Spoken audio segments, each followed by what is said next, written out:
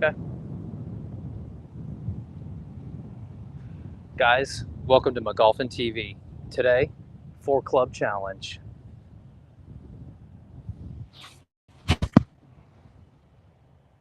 Perfect shot.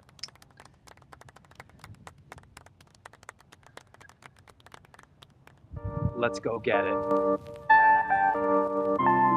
All right, guys, welcome to the show. It's McGolfin TV. 4-club challenge today. He's got a driver, he's got an iron, he's got a wedge, and he's got a putter. That's all he's playing with today. Welcome to the show, guys. Sorry about the mix-up on the timing there, Headphone but we're warning, live guys. now. 3 in a row. What's up, Iron Dog? What's up, Golf Pro? What's up, Keith? Welcome all the folks 3 over on fucking Twitch. birdies in Good a to see row. you guys. I enjoy seeing the Welcome bunch to of everyone players. on the replay Then it's crew. like, oh yeah, this is regular. This guy's Don't always forget to cheating. click At least like, it's golf and not subscribe. video games. You know how it goes. Have you been hurt in a golf cart wreck? Call us. Look at this guy. It's a legit par. Yeah. Legit Okay. par. Keith in Let me go chat, through he's the one of clubs the I OGs chose. of the channel. He says, All right, guys. the we're gonna mane end the, is flowing. Talking about your hair. Let's just get into the show, shall we? All right, I chose 3-wood, 8-iron, 50-degree wedge, and putter.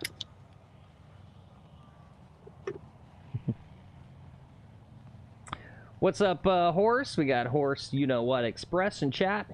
He says, ready to hit into some ladies today? Let's effing go. We are going to try to avoid getting into a golf fight today. Okay, so I want to leave this for an 8-iron leave distance.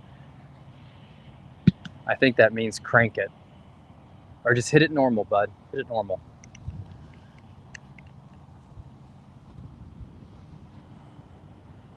A lot of wind in my face here. A lot of wind.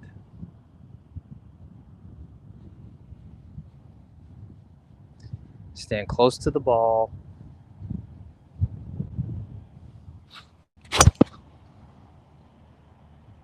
Another great shot.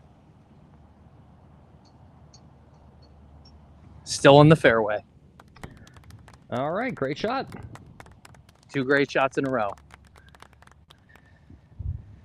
So how do I get my clubs back? I get them back with pars? I don't know if we really discussed that. I mean, that was the... I think this is what Iron Dog said, was I get them back with pars. Hey, big thanks to Iron Dog Jim for suggesting this format for today. Those of you who are new to the channel, you can suggest formats, and if it's a good idea, we'll do it. We like to interact with the viewers, with you guys. Yes, sir. Can't wait to start having some of you guys on the show here too. It's gonna be fun. It's gonna be a blast. Horse says they like the shirt. He calls this one pink cocaine. Yeah, that's it's a good name for that shirt. All right, yep, since it's Iron Dog's idea, he says a par gets you a club back. Do birdies get me 2 clubs back? Well, we'll see what he says. And a little quick audio check, guys. Let us know how the audio mix is.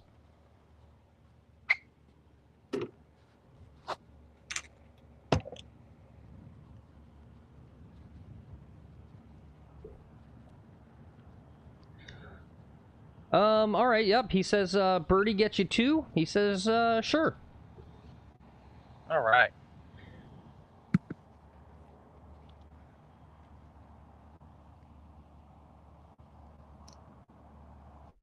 All right, this is a tricky little shot here. I've got my 50-degree wedge.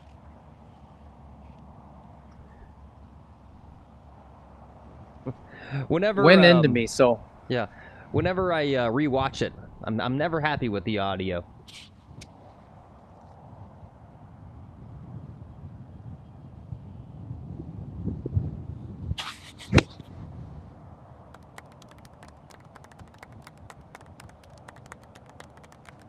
okay, I'm on the green. All right. All right, so we're on the green in 3 on this first par 5. Oh, and let's do this too. I always forget to run the flyover on the first hole. But let's take a look at it. So he took 3 wood off the tee, took his 8-iron for a layup.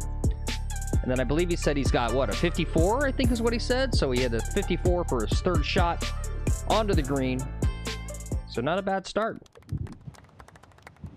50 degree. 50, gotcha. Yeah. I was kind of, I picked my clubs almost for the first few holes here. Thinking that, okay, if I can start getting some clubs back, I can kind of be like, all right, what do I need for the next hole? Let's get a club back. What do I need for the next hole? Let's get a club back. And so that's kind of my strategy on how I'm going to get my clubs today. Okay. Yeah, I like that. What was the thought process of taking the 50 versus a different wedge? The 50 degree. The 50 degree for the next hole. For the next hole, 3 wood and 50 degree should be the right clubs. And for this hole, I feel like with the 50, I can chip. I can go 112 yards with it. I can go 50 yards with it. I feel like I got a lot of flexibility with the 50 degree. You know, it's a little more distance than the 56, but I can still chip with it. I can still flop with the 50 degree wedge. Yeah. Okay. I like that. It's good. All right. Good thoughts. So we got to make this, get ourselves a bird.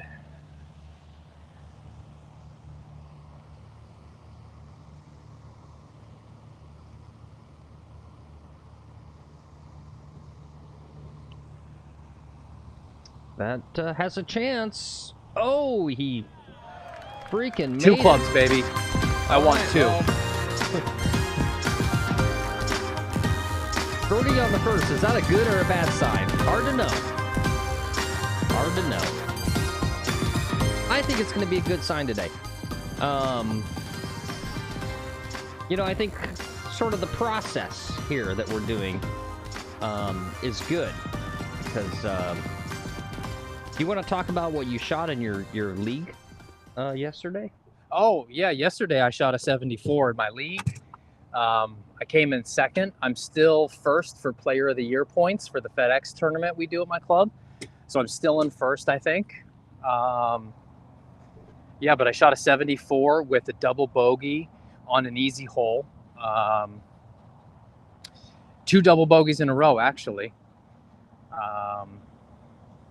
You know, but I got 3 birdies. And that's been the difference. All right, let me think about what clubs I want. Okay, you think about your clubs. I'm going to run the flyover. Here we are at hole 2, par 4, 366. I'm going to guess he's going to take 3 wood since that's all he's got for the long club. Just a little guess there. But this hole should set up well for a 3 wood. He's thinking about it. I'm going 6-iron.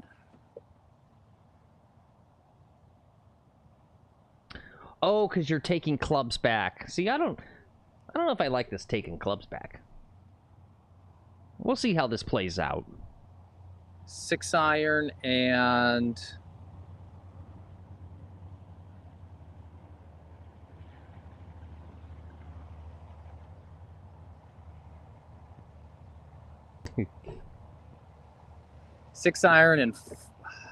I don't need the 4-iron. I'm just trying to think about like what clubs do I need coming up here. Yeah, Orion. What's up, Orion? What's up, Cameron, Matthew? What's up, who else? Anyone else I'm missing? Shout out to you guys. Yeah, it's a 4-club challenge. This was an idea from Iron Dog. Kind of a reverse of the battle of the bogeys, where he loses the clubs when he gets bogeys. So he's only starting off with 4 clubs. And we let Iron Dog decide the terms, and he said he gets a club back with a par, and he gets 2 clubs back with a birdie. So we birdied the first, so he's taking 2 clubs back. Yep, I took the 4 and the 6, so I've got 2, 4, 6, or I've got 3 wood, 4, 6, 8 gap wedge. Right, that should be enough clubs to get through the round. Actually, right there. and shoot pretty well.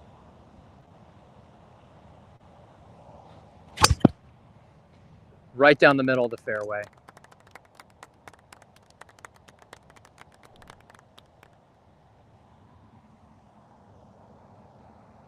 Smoked. Did I not have the camera positioned? It was a little weird. It was fine. We watched. Okay. Big thanks to Iron Dog for this format, and just for being a part of the channel. All you guys, love you guys. Lots of Diddy. Yep, Max Diddy on that one. Yeah. One of these days, when we become a real big channel, we're gonna travel the country and come visit you guys and make sweet, sweet love to you. Yep. Of course. Yep. I give you a handy to your home course. And that's two. All right, well, I'm glad the camera's pooping out, so we didn't hear any of that. I heard it on the phone call. Thank God you guys didn't hear what he just said.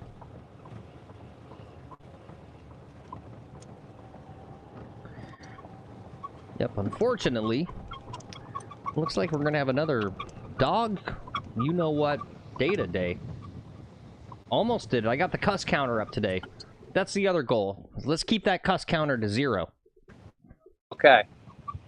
No cuss words today. This is a all right. This is a now family I've show. got... Okay, 50-degree wedge. All right.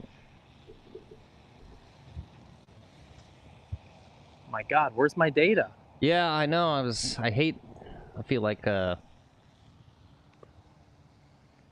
constant. You know what? Let me check the it. Speedify real fast. I don't know if I checked the Speedify when I reset. Oh, okay. Yeah, it's a good question. I don't know if we're doing does he lose clubs, Iron Dog? No, that wasn't a part of the deal.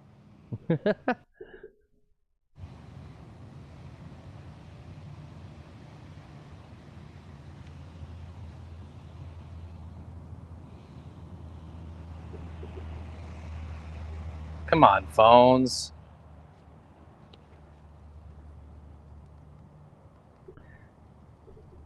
All right, 72 yards.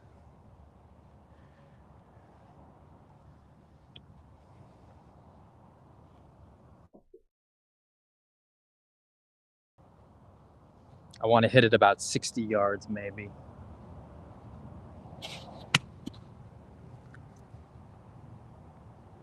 Settle, settle, settle. Come back. Oh. Come back. Yes, that actually reminds me, I actually had a poll question ready to go.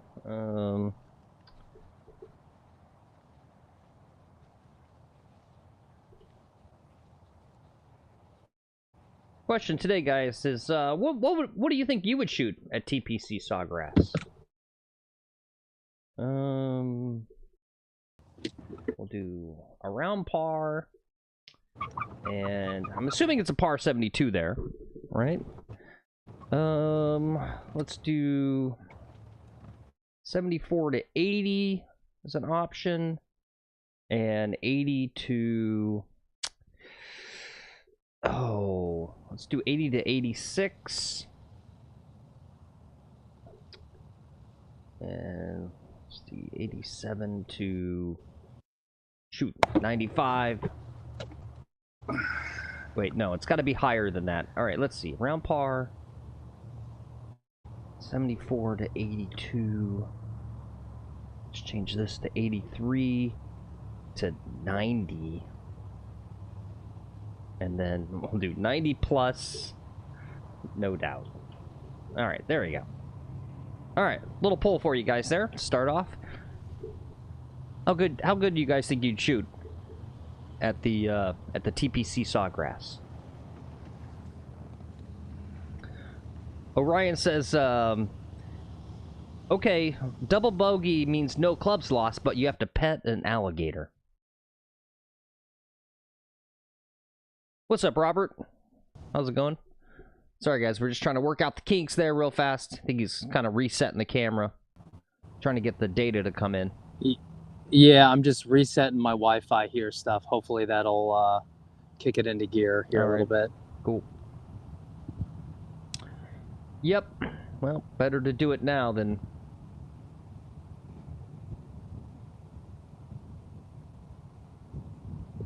wait and think that it's going to fix on its own.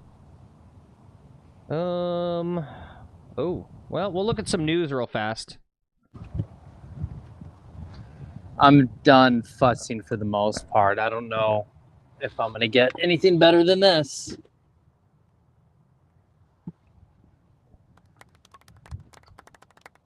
Oh my God, I got another birdie coming up, guys. It's not landscape, by the way, if you didn't realize.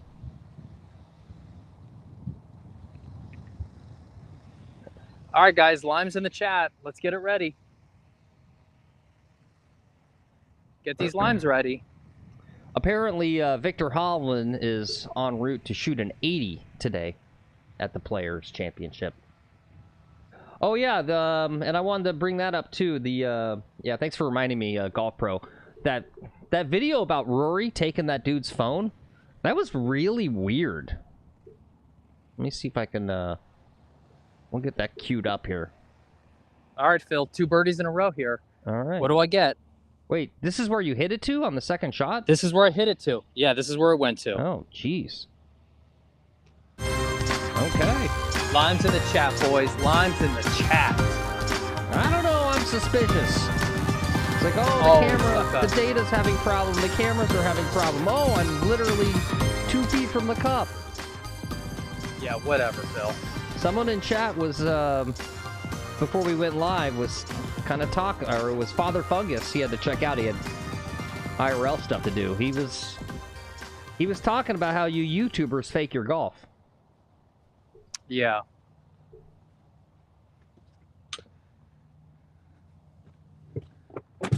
Buddy, I ain't faking nothing. Otherwise, we wouldn't have 90s on the scorecard.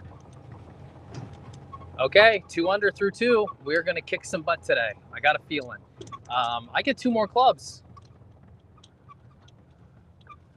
I'm gonna smash this. All right, driver. What's up, Rod? Good to see you. I feel like you got to have some penalty to take clubs away at this rate. Otherwise, what's the point of watching this? Okay. All right, we can take clubs away. Anything? We'll so start, if I bogey, yeah, we'll start small. If I bogey, anything we bogey take a and above is just 1 club. 1 club. I won't lose the original 4 though. I don't lose the original 4. Yes, yes. I think that's fair. But I'm gonna birdie this next one,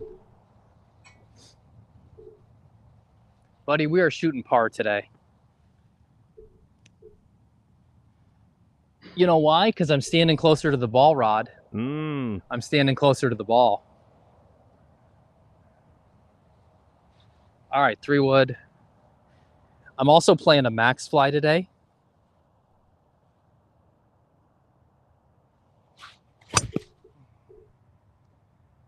Don't be too far, baby. Don't be too far, baby. Settle down now, hon. Settle down now, honey. All right, I think it's settled right at the lip of the water there. All right, let's check out hole 3 here, par 4. He's thinking he drove it with that 3 wood right up close to the front of the water, right on the water's edge there. So what has he got? He's got his 8 iron. He's got a 50. I don't think he took back another lower club. I took back a 60 degree. Oh, you did? Okay. Well, I took back driver and 60 after that last birdie. Gotcha. Well, I don't think the 60 is long enough for this. I don't know. I don't know the exact yardages here, but... What's up, DMC? Good to see you. He says, love the optimism. Thanks, DMC. We're going to kill it today, man. I got a feeling. All right, well, I got a feeling. It's good to have that, but that tonight's gonna be a good night. What the Tonight's the night. Let's get it. Okay, so Rory told the guy... See, I was looking for a follow-up on this. We'll look at this Rory thing here after he hits a shot.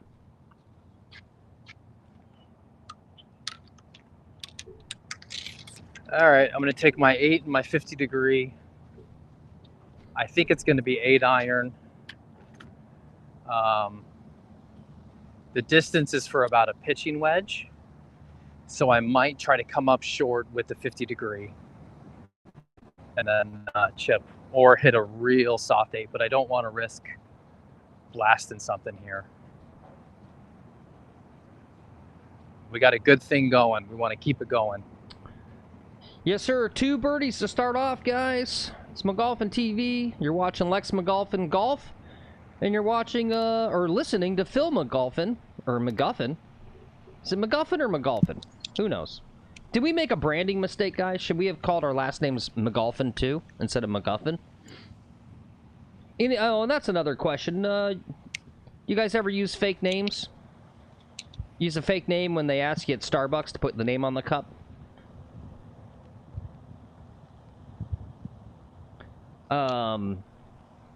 But anyway, 2 birdies to start off.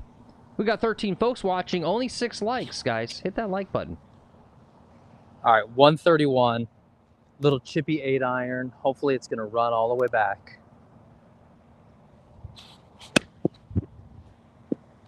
What? Settle, oh, settle, settle, I see. settle.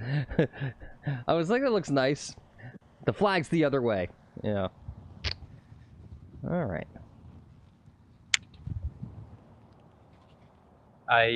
Trying to go soft on it. I didn't have a smooth backswing, and so I hooded it.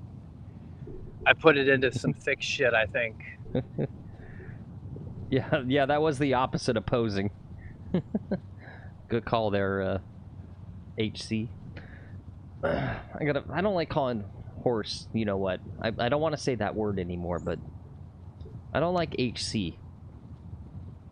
You gotta give me a new, like, nickname or something. Horse. Mr. Express. Mr. Express.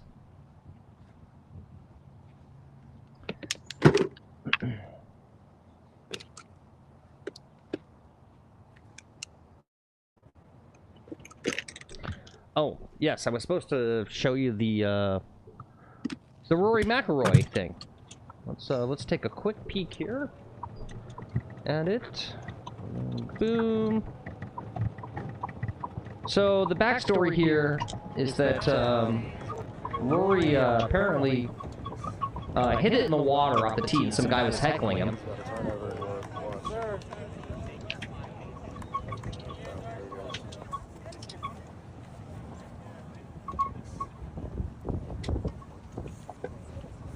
Then he takes the guy's phone and just walks off. And the thing I didn't understand about this was, what was he doing with the phone? It was like there's no more video. Like, did he throw it in the water? Did he leave a cutesy message on there or something? It wasn't clear.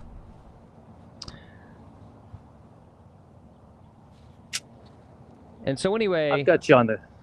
Hold on a sec. I've got you guys on the green. Wait for the ball landing here. Okay. I'll explain in a second.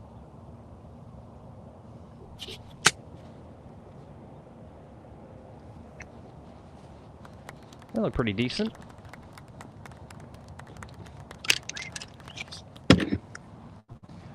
There were some neighbors in their backyard, so I didn't want to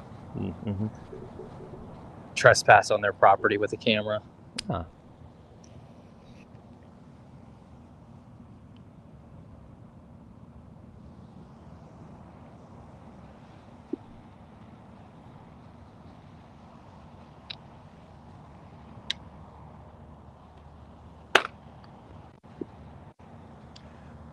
Sorry to break your rhythm there, Phil. No, you're all good. Phil, you still... Yeah, okay. yeah. All right. I'm going to let you focus on your putt here.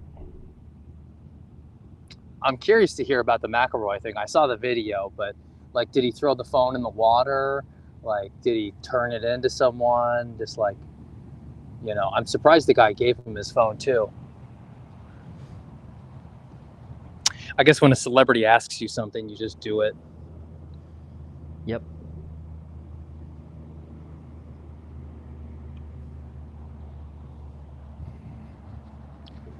That was weak. Oh, shoot. And just like that. Boom. Double bogey. Boom. Just like that. Just like that. All right, well, per the rules, I believe that we've established, you're going to have to give one club back. Okay. Right? Is that what we said? Yep. Yep.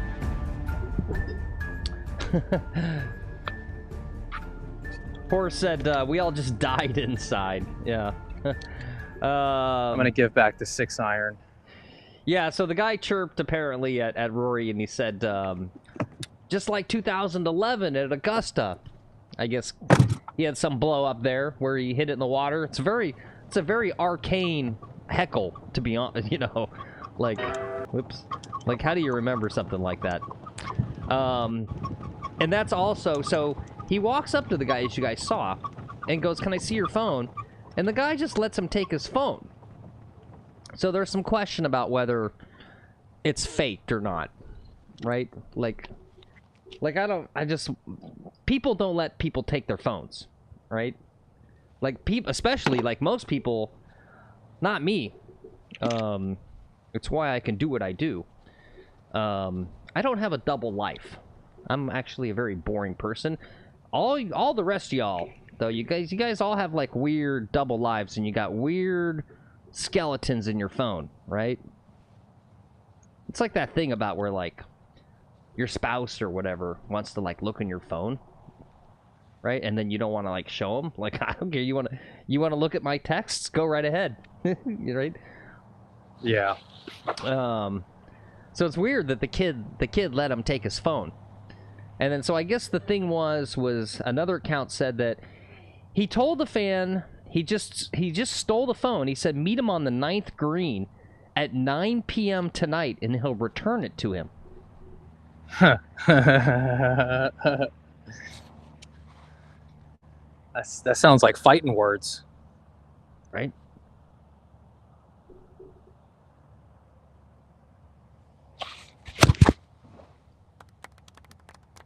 A little chunky, but it's going to work. All right, it's on the green. All right, let's check out hole 4 here. Par 3. I'm gonna guess he was probably about 160 or so today.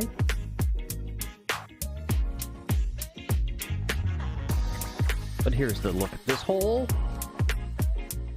So boom, We got some new plaques. They installed some new. Oh, hey, very nice. Very pretty. New bling for the course. Do we get T markers yet or no? Yeah, there's T markers. Did they finally install them? The real ones? Yeah, those have been there for a week. You haven't noticed them? I haven't noticed. Yeah, I got a lot. It's been going there on. like 2 weeks. Okay, well let's see what those look like on the next tee box. Okay. I would like to critique the new tee box markers.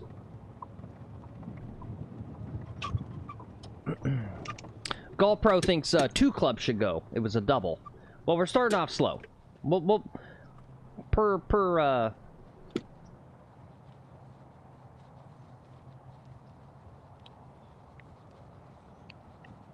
maybe Iron Dog does want 2. I don't know. We'll start with 1.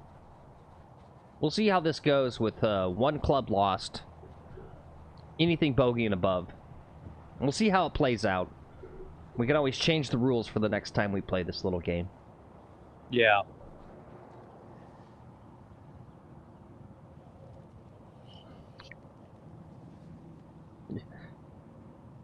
Okay, let's make a putt.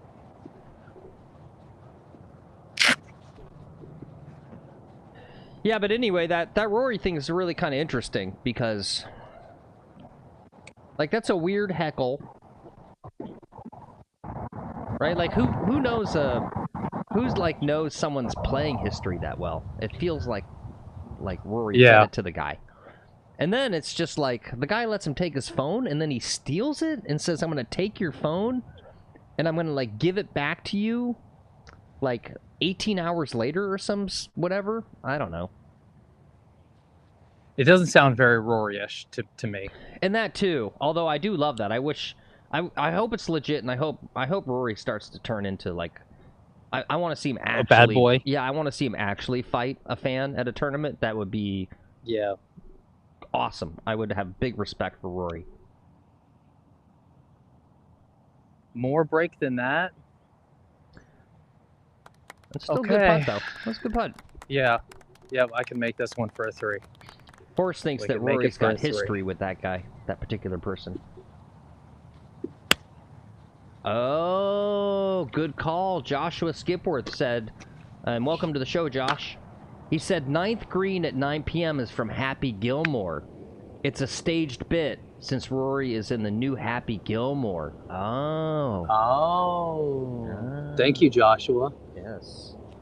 That makes sense. It's a good thing Josh is here since my producer can't suss this out. I've seen Happy Gilmore once. I didn't think it was that. It's not my favorite Adam Sandler movie. Yeah. I'm not a huge Adam Sandler movie fan. I thought Little Nicky was fantastic, and apparently it's the one people like the least.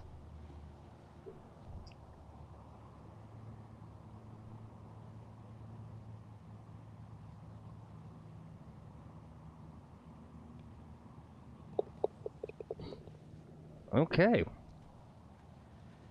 Let's see, that was 1, 2. Was that a bogey? That's a par. Come on. That was a par. It's a par. So I got a club back. All right. Yeah, depending on how I'm playing, this game might be too easy. Right?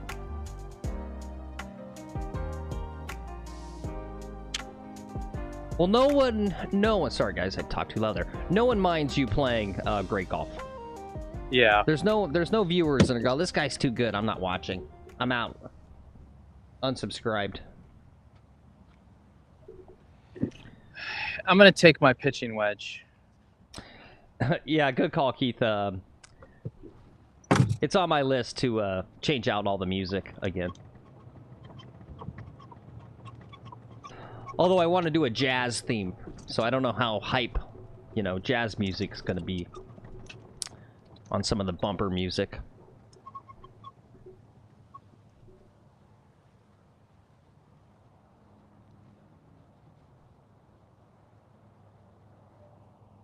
Anyway, what do you guys think now that you've seen the Rory thing and that special thing? What do you think, Josh?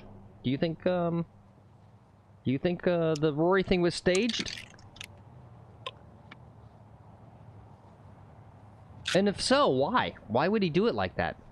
Why would they stage it and then kind of like not... Like, if you're going to stage it, it's fine for a goof, but you got to be then clear that it's staged.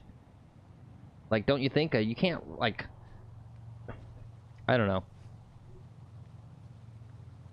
Yeah, for the media folks and stuff like that.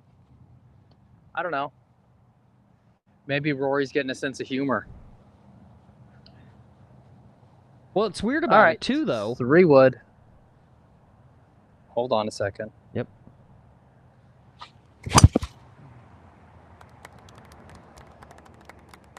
Looks like perfection. That's perfection. Right over by the... Let's look at hole 5, par 4.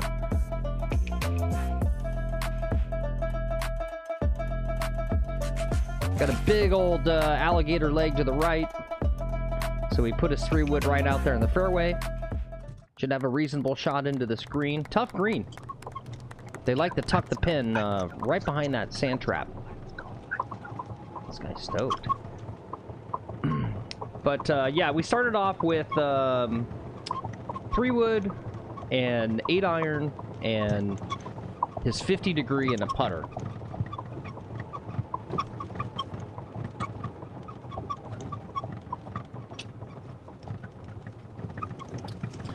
Josh says he agrees. Yep, that it's faked. I'm assuming is what he means. It's weird though. How do you like that guy's always at the ready? Right? So it's at the players, and I'm guessing that was maybe the pro-am round.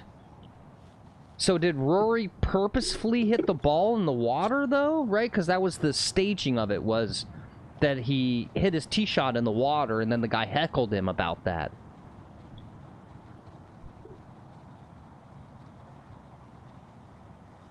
Or maybe he was just like, hey, follow me. Yeah, that's what I'm saying. Know? That's what I'm saying. Like, he's paid this guy, like, I want you... can't do Irish. This is my impression of Rory. I want you to follow me for the next 6 years, and as soon as I hit it in the water, I want you to heckle me, and we're gonna do a fun little... scene for the Twitter.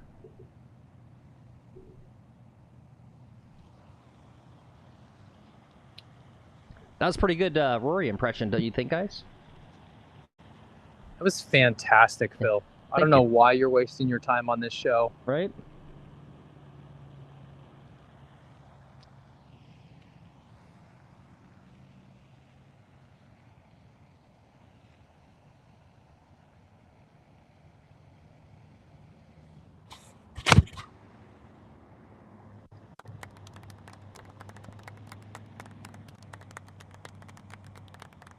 Come on back down. Come on back down now.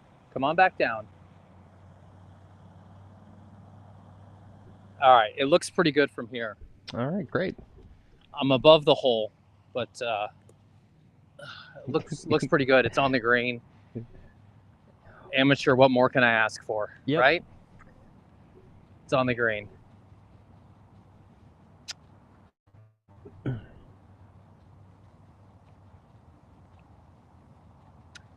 Man, how about this pace of play? This beautiful day, guys, and I got this place to myself. I was out there's no other go running errands a couple days ago, and I took a wrong turn, and I got myself... It's like really weird where I live, because it's almost like the West, where it's actually kind of more urbanized than the East of America. Because it's so much like federal land, and so it's weird. It's just like normal sort of like living in the world where I live, and then if you just take like one wrong turn, you like instantly get into unpaved roads and like cattle ranches. So I took a wrong turn and got myself on an unpaved road, and I'm like literally not even far from like the city, but it's just like it's all like juxtaposed like that. And so I'm going along on this unpaved road for quite a while, and it's all just like cattle ranches, and then I see on the horizon the telltale green of a beautiful golf course. And so I found this private club that's actually pretty close to my house that I didn't even know was there. And so I'm driving past, and I think it was Sunday afternoon, and I could see enough of the course. Absolutely beautiful, amazing private club. Not a soul on the course, completely empty. I went and I looked it up on online at their website. They only have 315 golf members. Well, that's a lot for one golf course. 315 golf members? Yeah, my club has about 500 members for 2 golf courses. Did you not realize that there's only 500 golfers in this damn club? I mean, I kind of knew that, but yeah.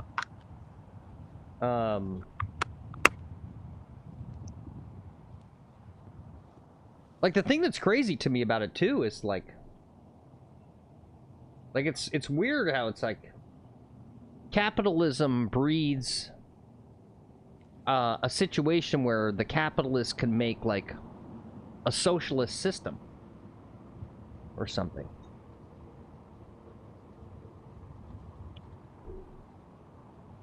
Move it. Move it. Ooh, Fudge. Fudge. All right, well, focus on this next putt. Well, this is the tricky part of the putt. It's downhill. I don't know why this was so slow. Oh, I should have looked at it from this side. Oh, Father Fungus is back. He says, He's doing the theme park tomorrow, then hitting the course on Saturday. Very nice. What theme park? Where are you at right now, Father Fungus? Are you in Orlando? Must be in Orlando.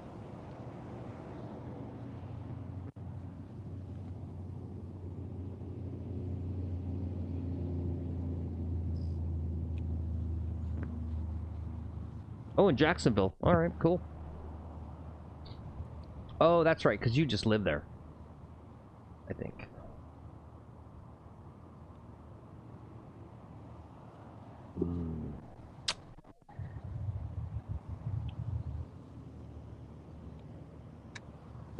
That's 5. All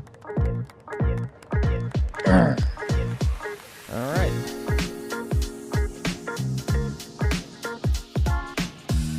Well, I'm glad for that. It means that you get to take away a club. Makes it a little more interesting.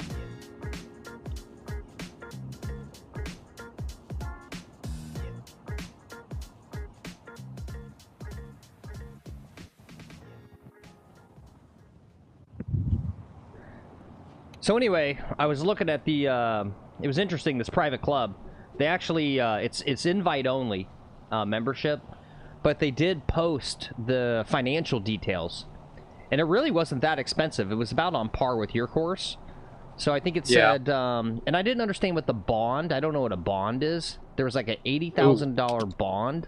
I don't know what that meant. That's your initiation. Well, that's your then initiation fee. But they said initiation at 6, they said initiation was 60 grand. Well, here, I'll just go ahead and, was it Quail Valley? Yeah, it's called Quail Valley. And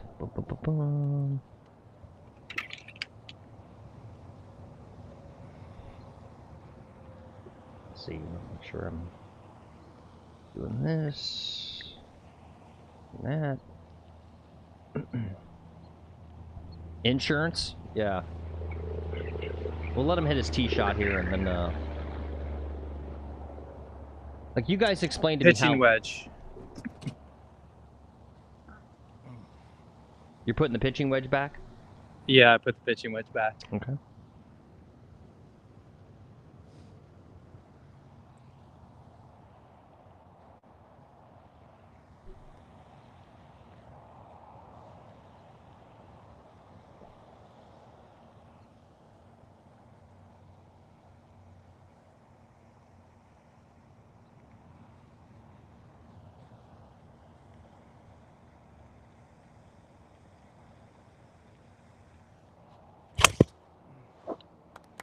That's leaking right.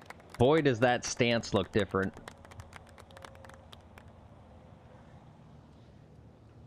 Still leaked right on me, unfortunately. Yeah. All right. Well, let's look at it here. Hole 6, it's par 5. He's off to the right somewhere. Hopefully it won't be blocked by those trees, so he'll still have a look at the green. Yeah, he did look uncomfortable over that ball. Oops. It's a very uncomfortable stance. Yeah. Not having my shoulders massively tilted and the ball far away from me. Father Fungus says, also known as slice. This is maybe a slice. I got a free ball, Phil. What is it? What is it going to be? Callaway.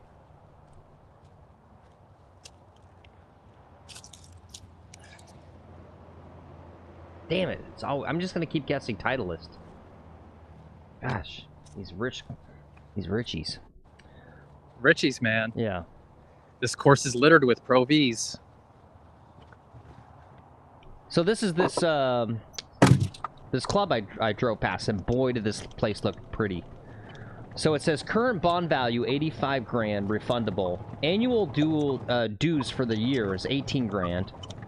One-time capital contribution fee 70 grand. No food and beverage minimum. Includes green fees, golf club fees, handicap, locker fees, practice range. So really not that pricey, right? So I just, like, when I think about, they've got 315 members who paid 70 grand initially, and then they only pay 18 grand a year. And I just go, 18 grand out of 300 people? How do you make that budget work, right? I mean, it costs like millions of dollars to maintain a golf course. Because that's a $5 million budget. That's how.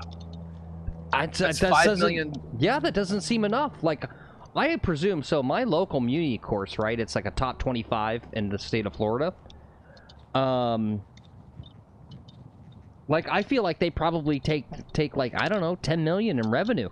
Like, the driving range, $21 for a big bucket of balls, and it's packed, like 24/7 year round. Like, the money that my golf course must be making is crazy, I assume. Right? I just like if you're only bringing in 5 million in revenue, how do you even stay open? Like, I'm sure I'm wrong and they're open, and it's like, this place, I kind of slowed down. I really took a good look at it. It looked like way better than your club. No offense. Yeah, it's more expensive. And look at where the real estate is, right? I'm in Palm Beach County. Yeah. I'm in like primo Palm Beach County. Like, yeah, this place is going to be expensive. Yeah. Yeah, it's a good point. I mean, this was out in the middle of cow pastures.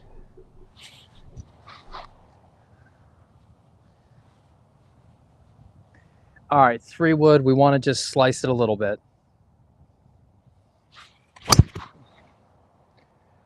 We did just that. 4! 4!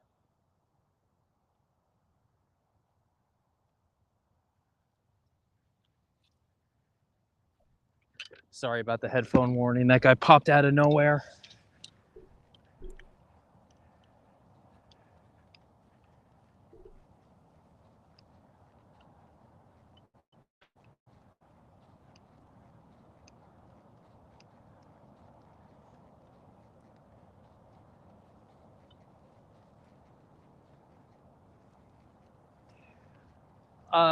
So Phil, when you come down on Saturday, can you bring the trolley? Yes. The bag trolley? Yep. Thank you. Yep. I think for the drunk stream, my lawyer is advising me to walk. Okay. Instead of drive. I'm on the fence about that. The idea of walking 18 sounds tough. It sounds even harder when I'm like, yeah, you're gonna sober up quicker. I'm gonna sober up quicker. Yeah. Yeah. And in my testing last night, I had trouble staying over 0.08. Okay. You know, and I think that's the limit. That's the legal limit, and I think that's probably right where we want to be is like 0.08 to 0.1. I think anything more than 0.1 might get a little surly. Or just difficult to not operate a motor vehicle. We'll see how it goes. I'll drink as much as I can.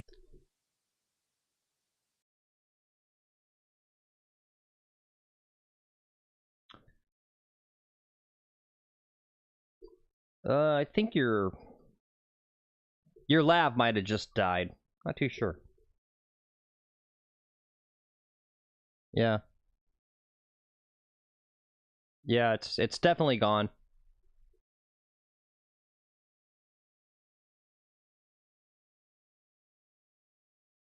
Cool.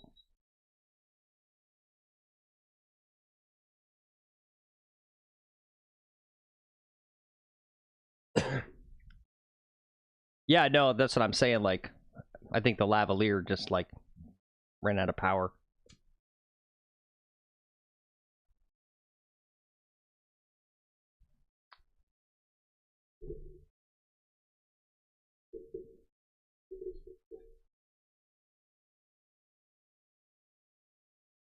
Nope.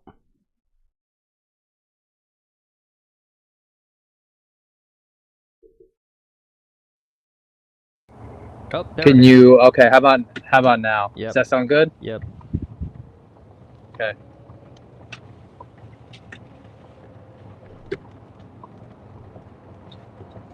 Okie dokie.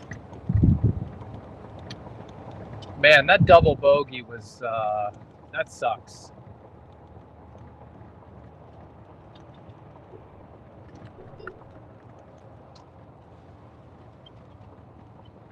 You know what I got to start doing? For the maintenance guys, instead of yelling 4, I got to be yelling Quattro. That's racist. No, it's not. They speak Spanish. It's not at all racist. It's actually No, it is.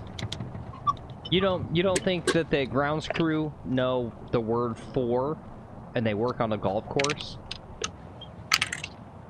I don't know.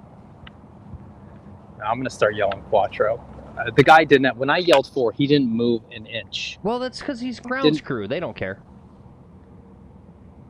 He's probably looking to get hit, get a day off. Yeah, exactly. I would be. Be like, yeah, hit me, man, hit me. All right, hitting 3.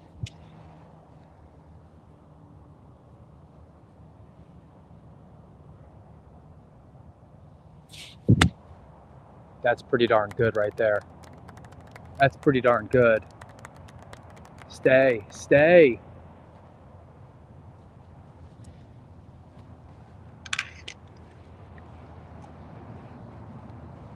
Trying to get another birdie here.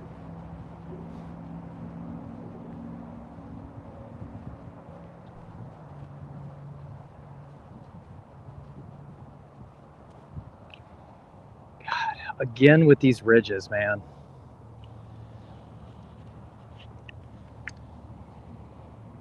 Can you see the yes. the difficulty of this pin placement? Yeah. I mean, this falls off. It falls off right here, and it's uphill this whole way. Like, I hit a really good shot into here. Yeah, this is except a 2-putt, you're going to want to dye it like an inch before the hole. Yep. And just let it sit there and then tap in. Yep.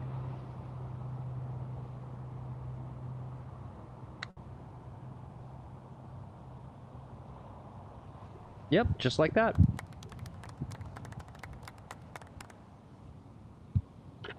All right, good job. Okay. Thanks. Good par there.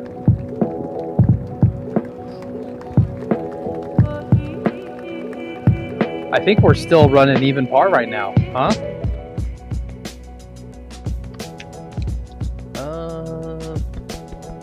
No, 1 over. Yeah, 1 over. Yep. Okay. Try to get it back here. Next hole.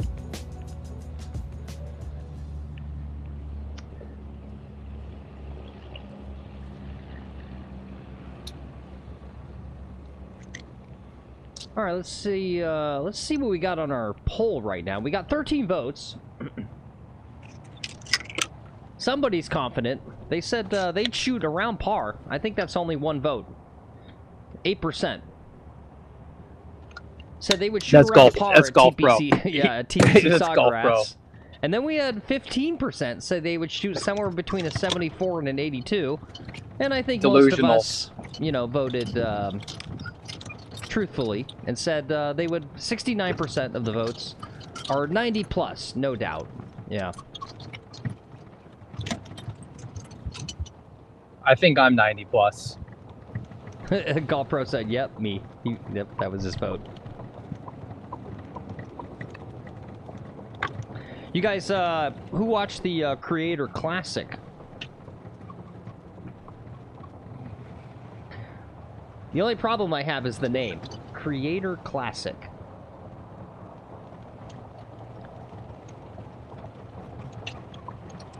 Like, I don't know what was classic about it. Classic typically implies traditional, and they didn't play traditional golf. It was 8 holes, and then the top 3 went into a playoff. You know what was weird too about that? I thought the playoff was supposed to be on the 18th hole, right? Did I miss that? I wasn't fully paying attention, but They like played 17. They played 17, and then they played it again for the playoff, right? Yeah. Yeah, I don't get that. They should have played 18 as the playoff.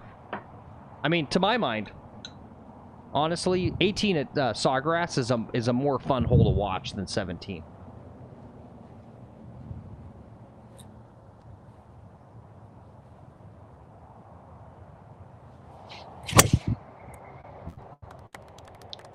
Leaking right. That's going to be wet.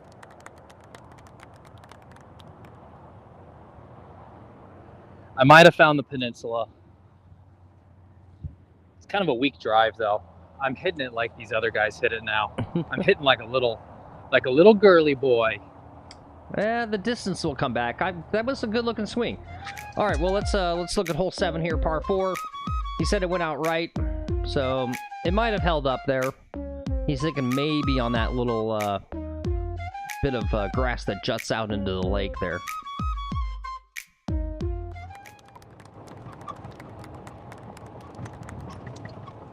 How about this for pace of play, though? How long have we been on this show for?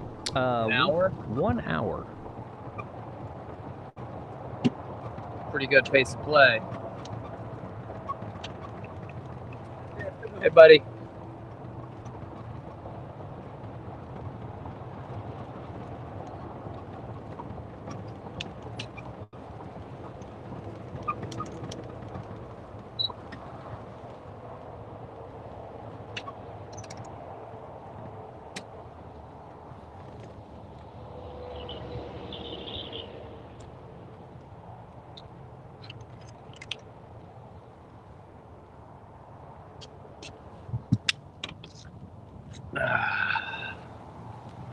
Yeah, I should have taken 4-iron off this tee.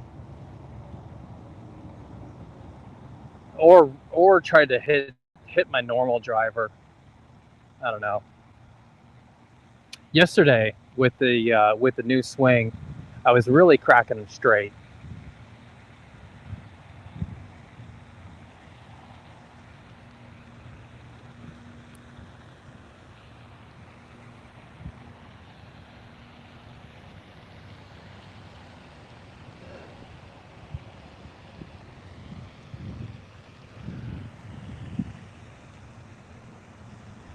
Okay, we drop it, or you find the ball?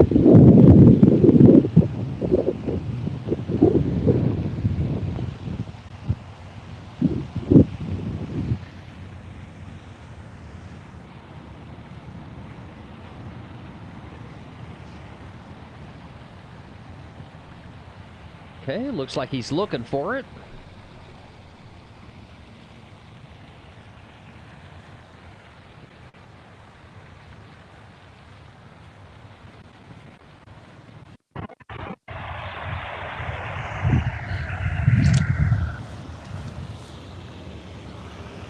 Oh my God, are you serious?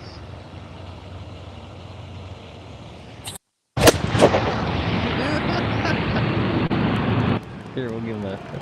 I didn't see where it went. Neither, oh, it's right by the camera. Neither did I. It's right by the camera.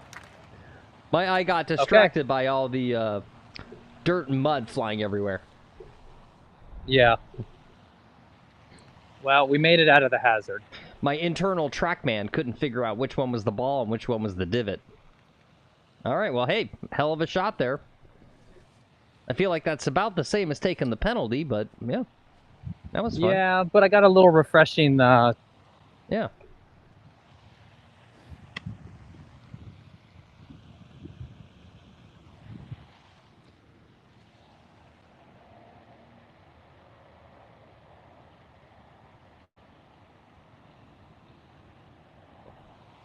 .81 yards. Gap wedge. We want to fly at 70 yards.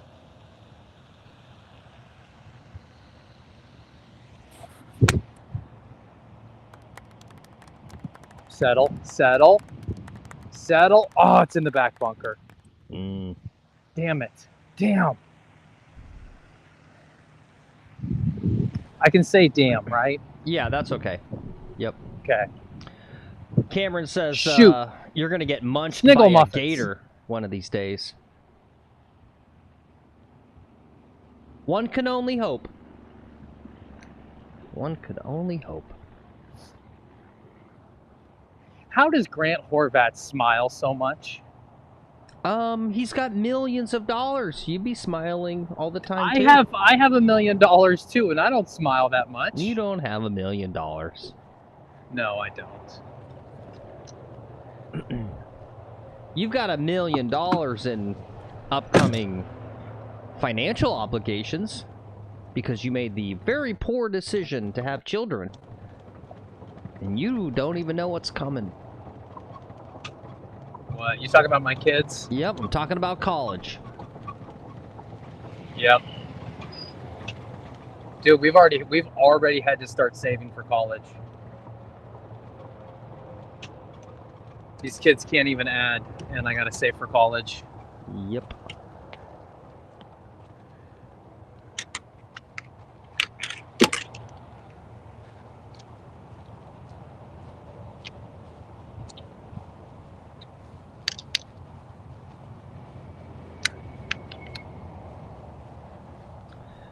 Yeah, I'm not going to throw any shade at Grant Horvat.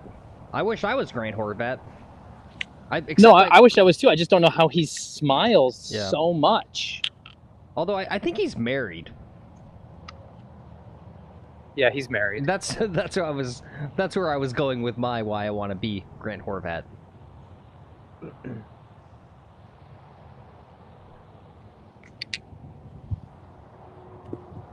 All right, buddy. Let's rope one here. Let's rope one for a 4.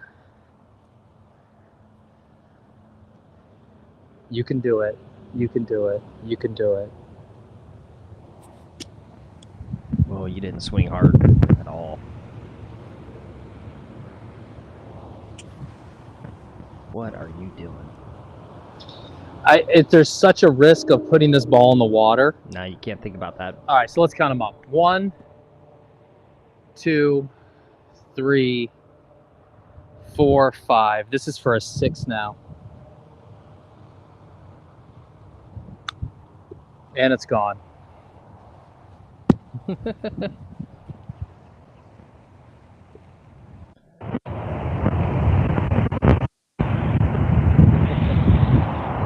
Tim Hamby. Thanks for subscribing, Tim. Greatly appreciate it. Welcome to the cult. Thanks. Welcome to a life of Thanks, Tim. Golf degeneracy.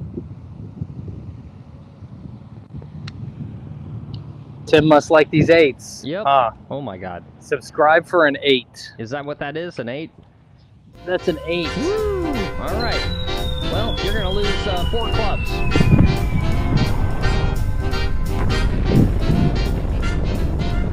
I think we need to leave that up to Iron Dog. How many clubs should he take back, Iron Dog? Like all of them? I think we got to go back to the 4 clubs. No, it's 1 club. You can't change the rules midstream. All right. This is golf, okay? It's a game of rules.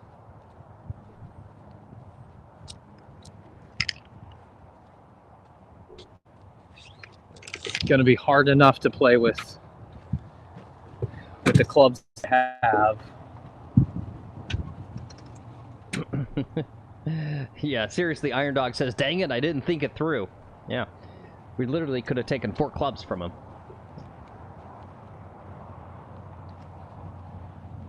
It doesn't work that way because it's easy to get an 8, but you're not going to get a 4 under. Yeah. Right? Yeah. You're never getting a 4 under, but you can pull a 4 over real fast. All right, well, I guess maybe you got to think about this shot and what club you're going to take away, and I will run the flyover. Here we are at hole 8, par 3. I don't know if we're playing from the tips today or not, so I don't think it's 202.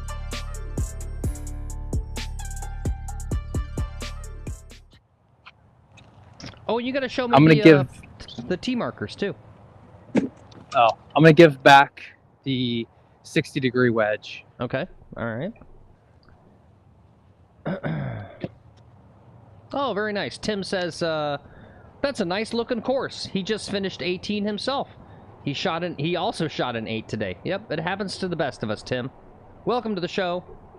I think you're over on the, yep, you're over on the, vertical stream. If you want, Tim, there should be a link in there where you can go and see the full landscape. We've got a scorecard and whole graphics, so you can kind of better follow along with the action if you want. Otherwise, enjoy yourself on the vertical stream.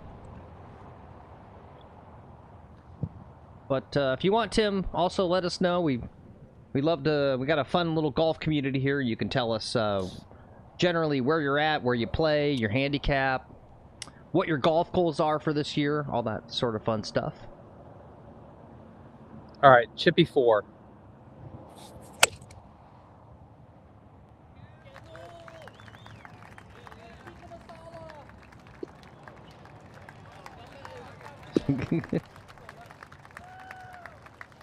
You know what, though? You've done a great job of not swearing today.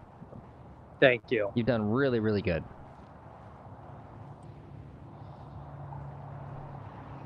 Okay, chippy 4. What happened to that one? Went in the water. Oh, it did. Okay. Wow. Yeah.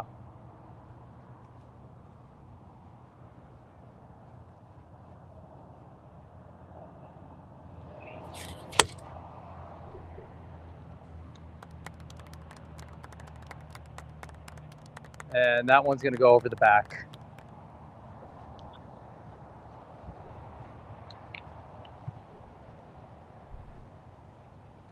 I need I needed to keep my 6-iron for this hole. Yeah. All right. Well, while he's going to the ball, let's do some public service, guys. Little public service announcement from our old friend Shank. Oh, hey guys, it's your old pal Shank here with a public service message. Do you get annoyed with guys who take all this time fishing for golf balls? Well, here's a tip. Walk up behind them all quiet, push them in and drown their ass.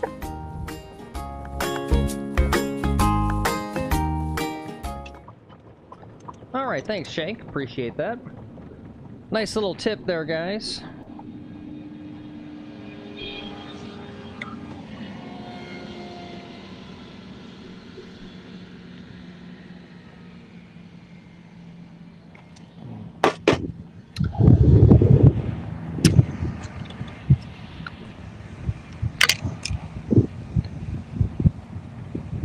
Okay, this is a hard shot now.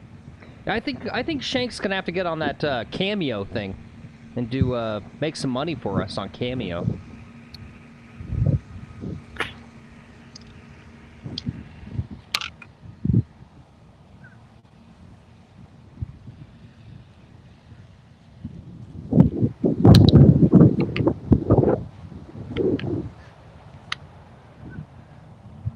You know what I got to do here is I just got to chip onto the green. I got 2 choices. I can try to flop one high and go for the pin, or chip onto the green and try to putt.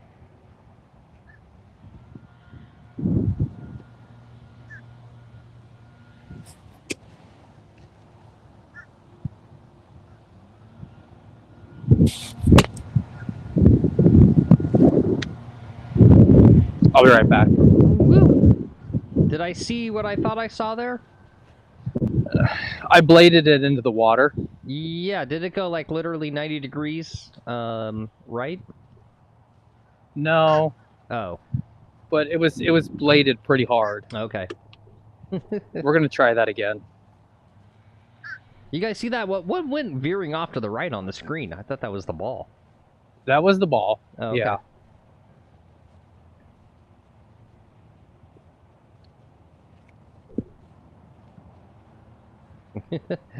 That's right, D-boy. You missed Shank, but you did make it for an actual Shank. Yep. Yep. No, it was a blade.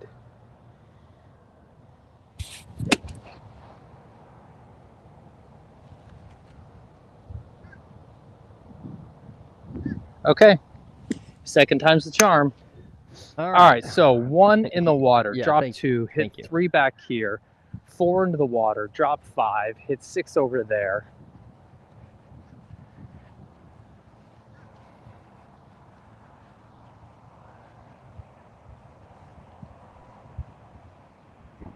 So we're gearing up for a 7 or an 8 here.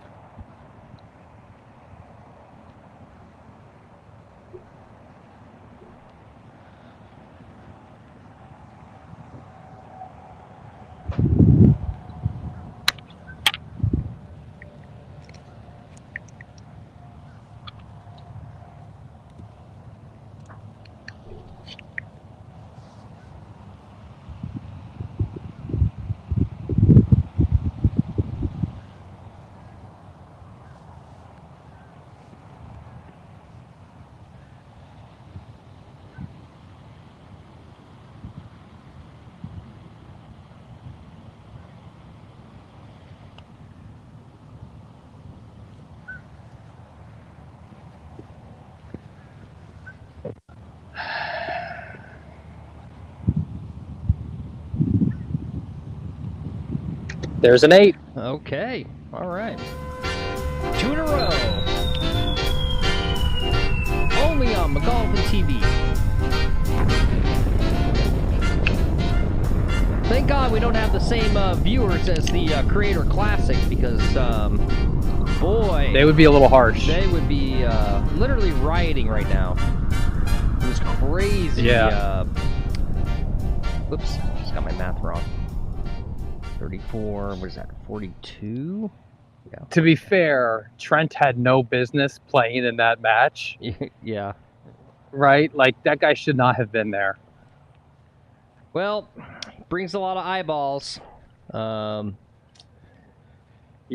Yep. Well, you know, what's funny, too, is there was more people interested in him than some of the others because that channel, whichever channel he's on, I don't actually know, they've done a good job of developing his story and the journey. And, you know, they talked a little bit about this guy's journey to break 100, journey to break 90. And so I think people are invested in his success, you know, and seeing if this guy can get better. And unlike the Bob Does Sports guys, or some of the other ones, unlike Good, it sounds like Trent is getting better. He is like trying to get better, right? And he is on a journey to improve his golf. Yeah. And speaking of that, Tim Hamby, new subscriber, new viewer over on the vertical stream, he says he lives in Bentonville, Arkansas. He just started playing 7 months ago. Currently no handicap. He's looking to get one. He said he shot an 89 today through 18 at Brittany Golf Course in Bella Vista. Nice job, Tim. Dude, that's awesome. Dude, yeah, 7 dude, months that's in awesome. and shooting an 89. Yeah, that is very respectable. Trust me. Phil's never shot an 89, and he's an announcer of a damn golf program. Exactly. Yep. I was having fun in the chat when the chat was going crazy. I don't know how many people really get it, but there's like a fun internet thing you do when a chat's going crazy. You like put in here, the chat's going so fast no one will see. I'm coming out of the closet, I'm gay, right? That's something people do. Yeah. And so I kept doing that in the chat last night about like no one's gonna see this. I shot 128 my last round.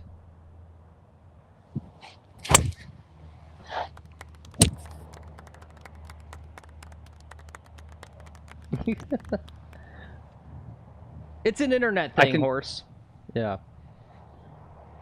I can still have explosive anger, right? Yes. Yeah. That's okay. Oh wait, hold on. Show me the T marker. Let's get. I already held it up for you before. Oh, I missed it. You just weren't paying attention. Yeah, I know. Let me look. And what is that material? What's it made out of? Metal. Metal. Metal. Okay. All right. I like those. Nice. It's cast. I could have had this done in like a couple of weeks.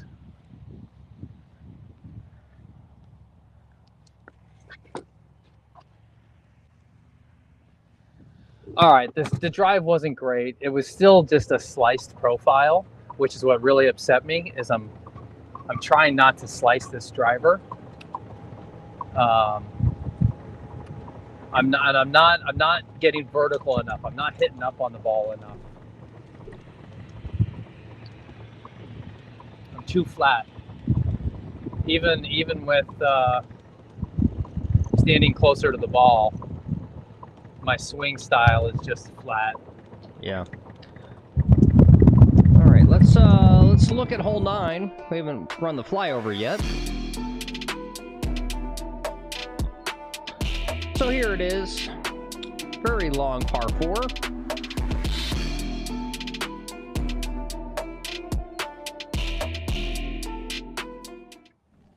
And Robert says he's heading out. He's got a tee time in 30 minutes. Enjoy your round of golf there, Robert. Yeah, enjoy, buddy. You love to see it. Where are you playing, Robert? Shoot well, Robert. Yeah. Robert, you're going to shoot in the 70s today.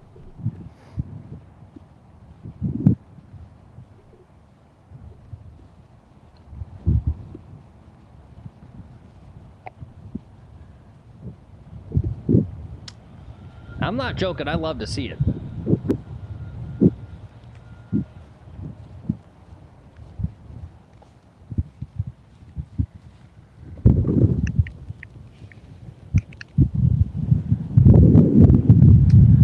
Like literally, my whole life is just living vicariously through you guys. Cog Hill. Ooh, cool.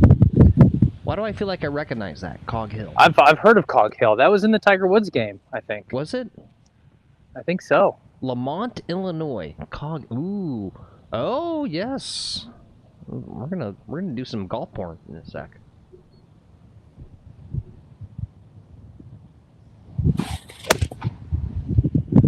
Oh, I pulled it a little bit. Go soft. Go soft. Go soft. Rolled over the back of the green. I could be in trouble. Okay. Too much club. I hit the 8-iron because that's about all I have left. So, Cog Hill, America's 100 Greatest Public Courses by Golf Digest. Ooh. Ooh, how much? Enjoy that. Let's see, how much does it cost?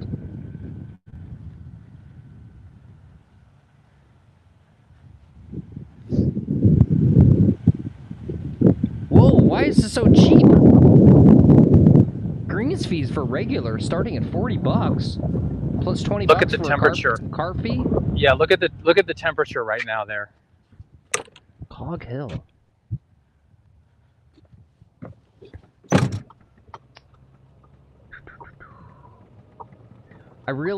They gotta, where's the special area with just show me flyovers?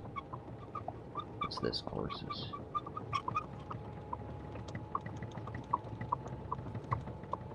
Read more? I don't want to read.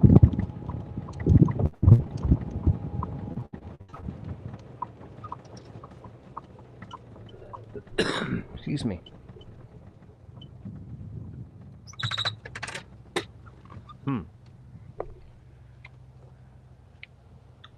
Yeah, I'm seeing that there's multiple courses.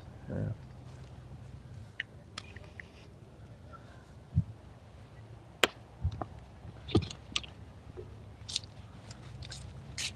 Current weather. Wait, where did that say that was at? Lamont, Illinois.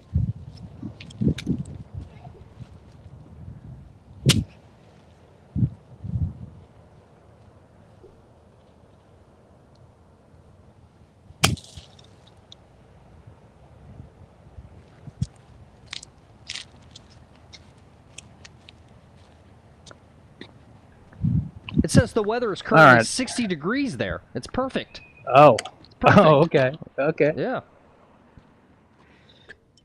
I don't know. I hear Illinois and I'm just like, oh, that sounds cold. Gotcha. Horse says it's course number 4 is the famous one. It's in the suburbs of Chicago.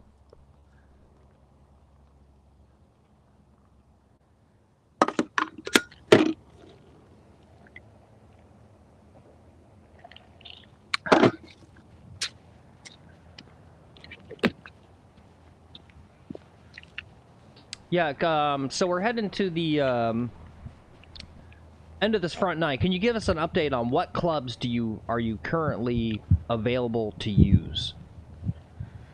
Driver, 3-wood, putter, 50-degree, 8-iron.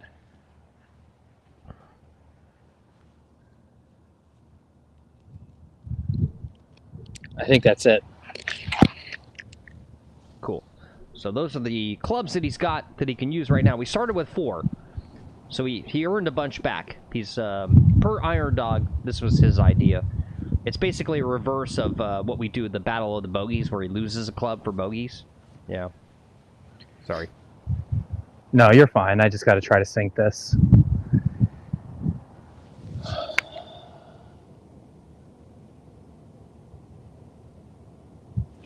There's a weird depression, like right in front of this little hill.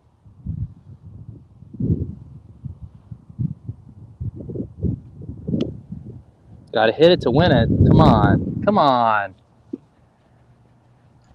That wasn't too bad.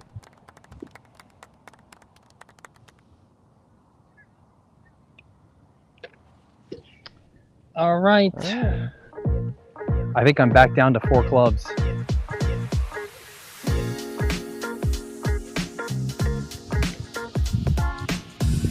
There's really not much left in the bag at this point.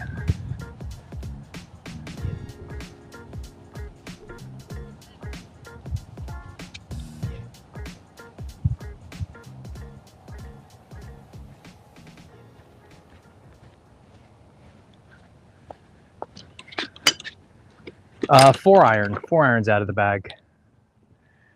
All right. What's up, Tim? You found yourself over to the big show. He says, if I lost a club per bogey, my 89 would have been a 120 plus. Yep. Yeah, it makes the game harder, that's for sure.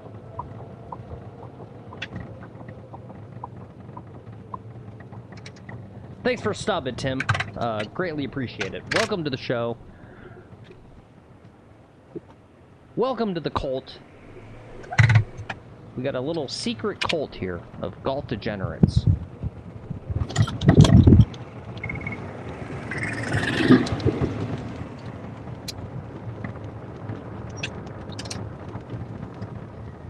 Is golf a degenerate activity?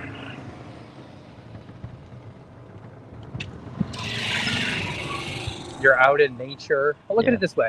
You're like, I have to dress nice. I'm out in nature.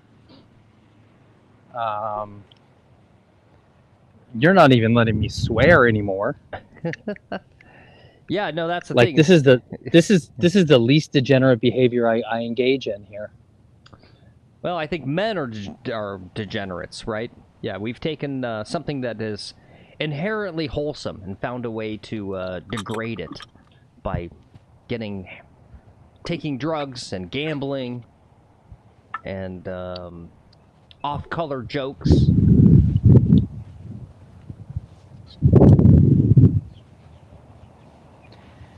What's an on-color joke?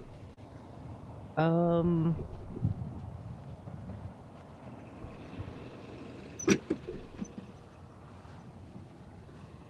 right, headphone warning.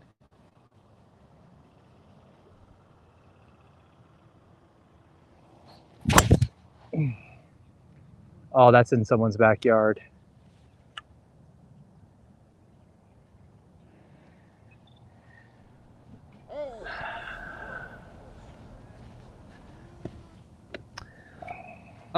Here's some on-color jokes. What's orange and sounds like a parrot?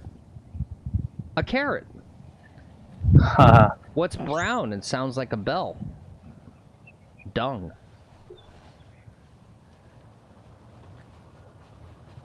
I don't get that one.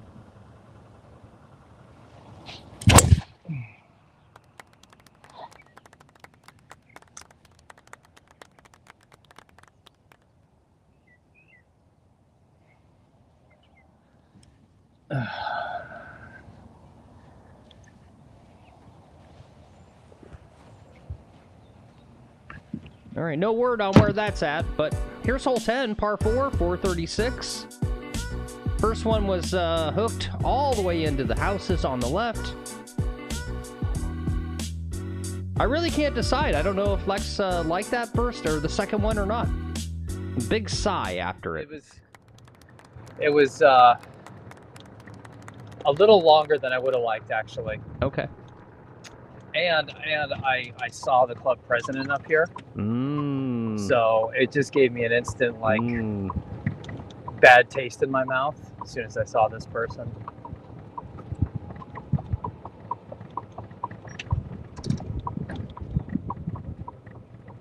You know, it's interesting, Tim, about... I think I got that right from a poll they showed. I think Arkansas, of all places, has the lowest average handicap of any state in the U.S.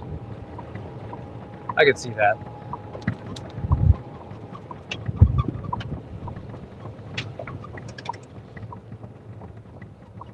All right, date is going to be a little challenged here. Parked under a tree.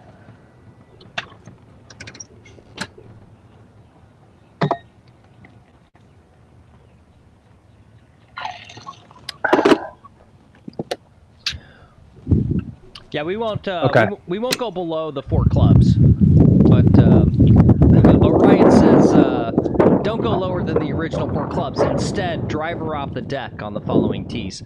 I don't know if I'm going to be able to convince him, Orion, to hit driver off the deck because he's got a brand new driver because he cracked the last one a few days ago.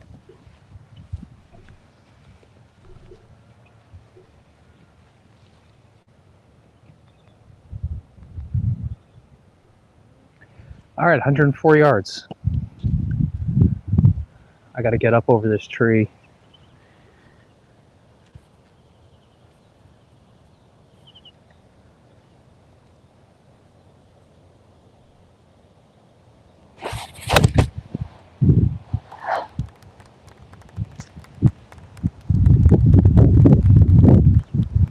Okay. Pretty good ball. All right, nice job. Yeah, D-Boy says, I think related to Arkansas being a low handicap state. He says, if you play, you're probably decent, but it's probably not as many casuals. They be hunting and fishing down there. I think that's what it is. That would make sense. So it's actually less golf. That would make sense. Less golf, less casual golfers means, yeah, more lower scores. Yeah, that makes sense.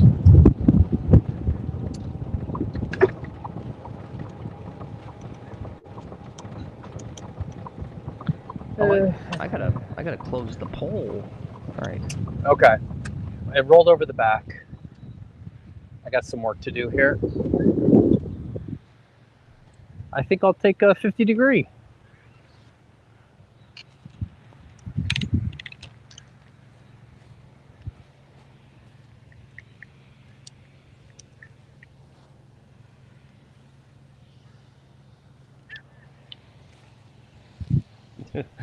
Nice. Tim says he definitely replaced fishing with golf once he quit drinking.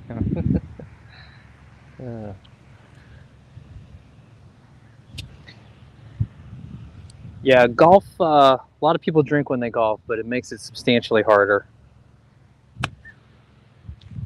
Roll out. Roll out to where you need to be. Come on, go to the left. Stop. Okay.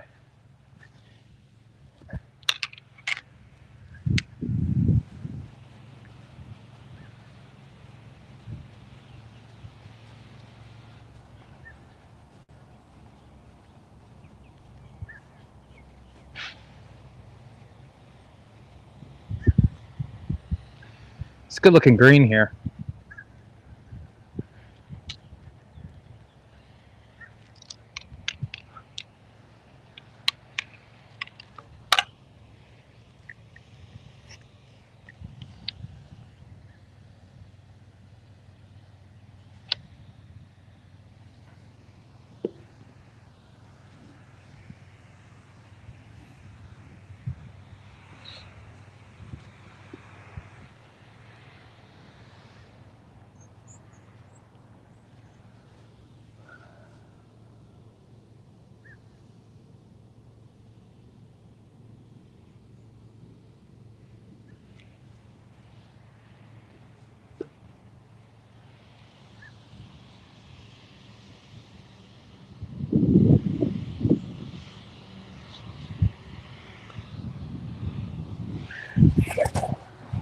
Whoa, that was weird. That was weird. Mm.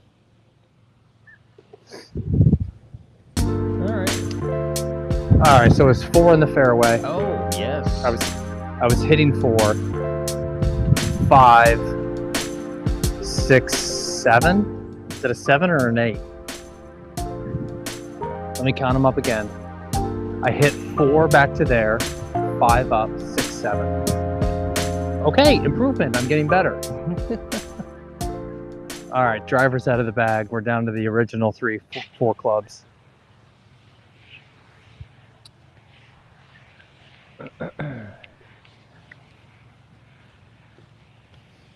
See, you can't take 2 clubs away, right?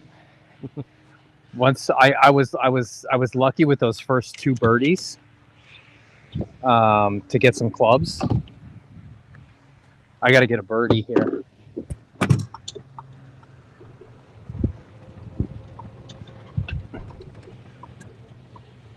We got a interesting looking scoreboard here. You got I don't know most of these guys, but this is the first round standings on the Players Championship. You got Lucas Glover came in with a 6 under. 2 shots clear of second place. The one I'm really excited about is Jordan Spieth. He had kind of an up and down round, but had a lot of great play, a lot of birdies and stuff. And he just, like, I don't even know why I've become a Jordan Spieth fan. Oops. Sorry. But yeah, there was something about his wrist injury that made me kind of feel for the guy. Hey Phil, I'm gonna swap cams here. All right. Well, that means we Give gotta me just a second. Yep, we gotta pay some bills. Let's cut to commercial. Curing your slice off the tee is important. You got a golf lesson. Good. You got a driver fitting. Good. But you still need to hit it straighter. Now what do? Talk to your doctor today and find out if Sliceator is right for you. In a double-blind study, Sliceator was shown to reduce slices off the tee by 3% versus a placebo. Don't take Sliceator if you also suffer from putting yips, as this may worsen symptoms. Golfers who drink on the course shouldn't take Sliceator, as it may cause immediate liver failure. Golfers who suffer with depression should not take Sliceator, as it may lead to suicide. Golfers who suffer from on-course anger issues should also not take Sliceator, as it may cause murder. Talk to your doctor about any other golf training aids you may be using, or if you experience any duffed or snap hook shots, as this may be signs of serious side effects. Once daily Sliceator. Isn't it time you cure your slice?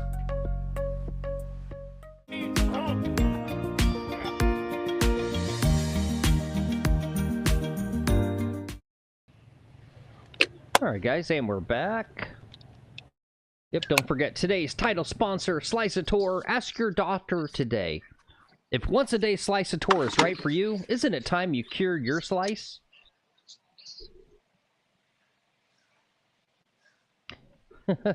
Yeah, seriously, D-boy. You're always like, alright, I gotta go do stuff. And then I keep seeing you like an hour later. Not that I don't mind. I like the views.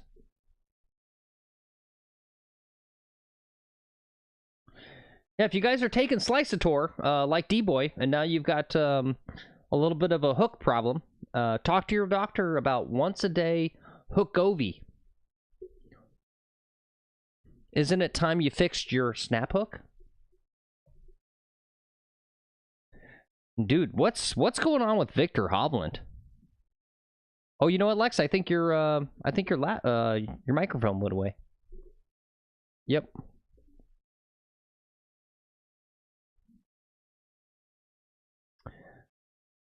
But yeah, look at this. Victor Hovland, +8 for his first round. What is going on with Victor? Check. Oh, now you're back. Yep. Audio. Oh, okay. Okay, now it should be good. Okay. Cool. Looks good now. Okay. All right, 3 wood. I got to go 3 wood, leave it to an 8-iron distance.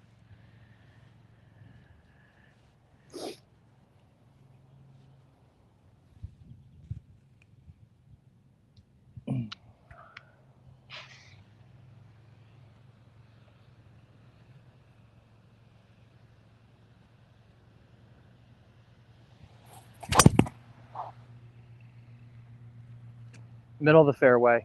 A little weak, a little slicey, but it's in perfect shape.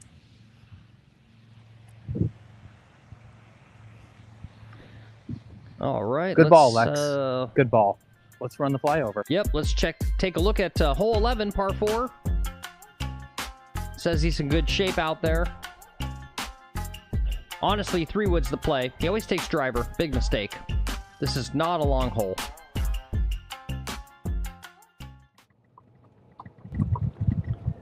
And Tim says, did you guys see the Brysons break 60 with Grant and Garrett? It's on my list. It's on my list. I haven't watched that yet. It's definitely top YouTube video of the year.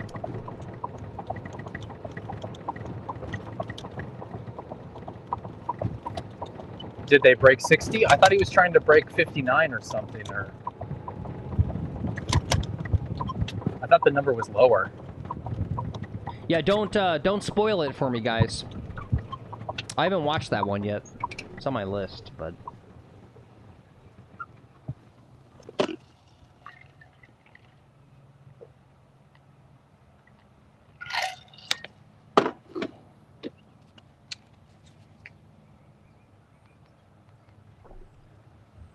All right, 143. I guess I'll take an 8-iron.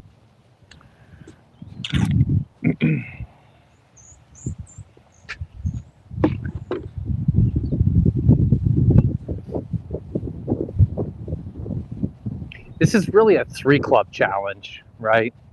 Since the putter is sort of like has to be there. Yeah. If I was really smart, I probably would have said, no putt with a 3. No.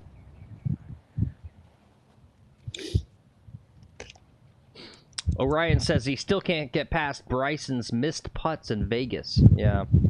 At the match. Yeah. Well, I'm kind of, yeah, I think Bryson's approach to putting is wrong.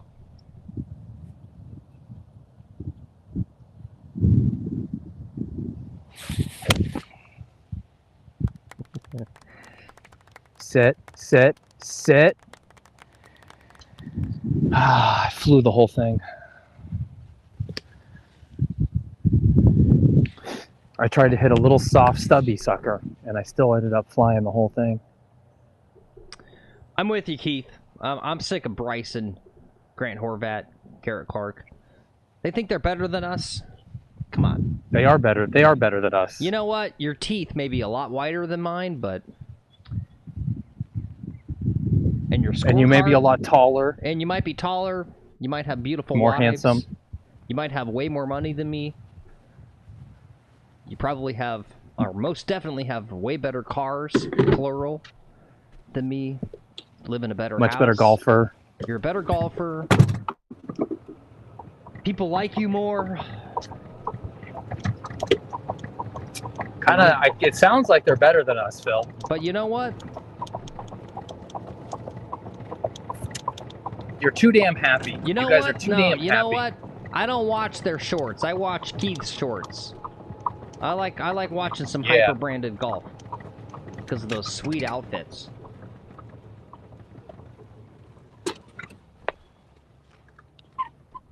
D-Boy says Garrett's got a sweet Audi R8. I know that. I'm sure he does.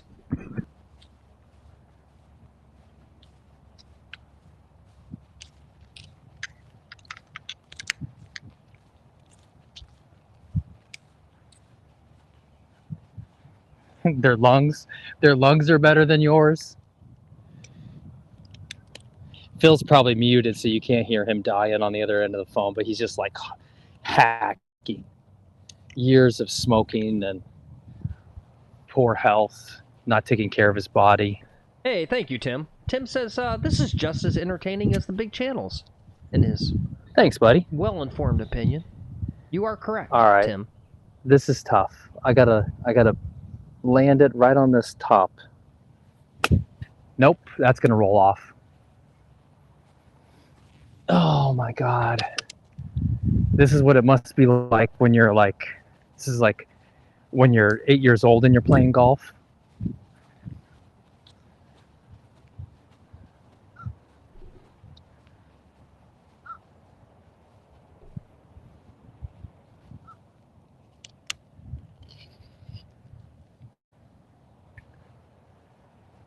Oh boy.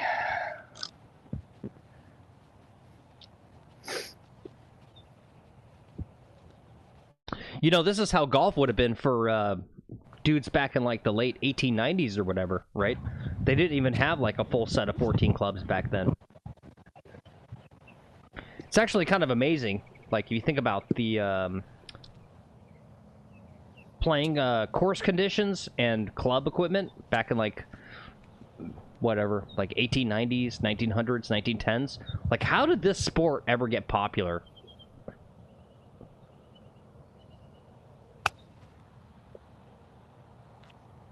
Come on, run up that hill.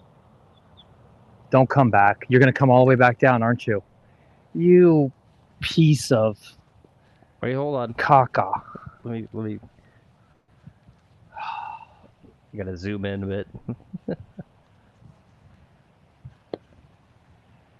All right. This is for a 5.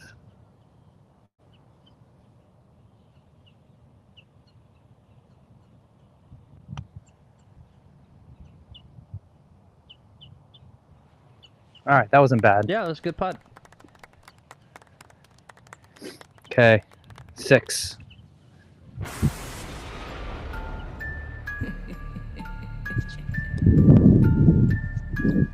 Oh, I gotta get a birdie here.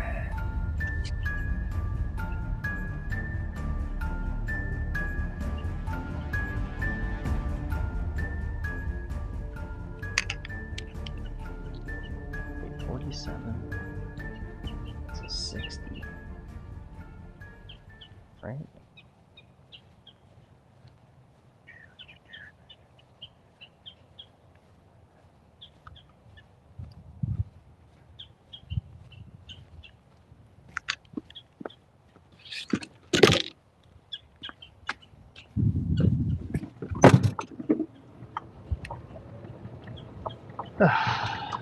You think Grant Horvat is a mini Phil Mickelson?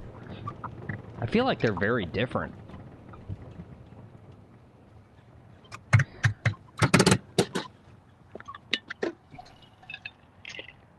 Maybe that's a good poll question. Is Phil Mickelson actually a jerk or not? Like, I really can't tell. And, like, people have such strong opinions about Phil Mickelson.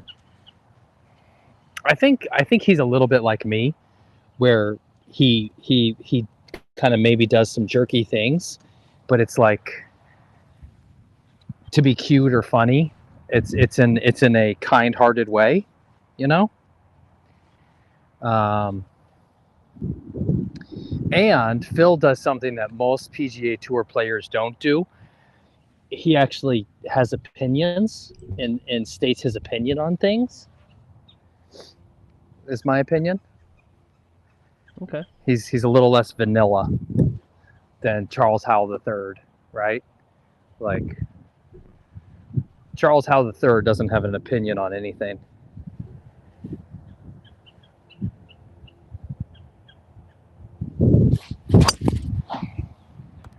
Perfect. That's as long as my driver. No, it's not. Never mind. All right, it's in the fairway. It's about 50 yards short of the track. All right. So here we are at hole 12, par 5, 495 yards. A little short of that sand trap there, crossing your screen right now. Probably another 3-wood into the green. He's only got a 3-wood. His next club now is only an 8-iron. All the way back down to the 4 clubs.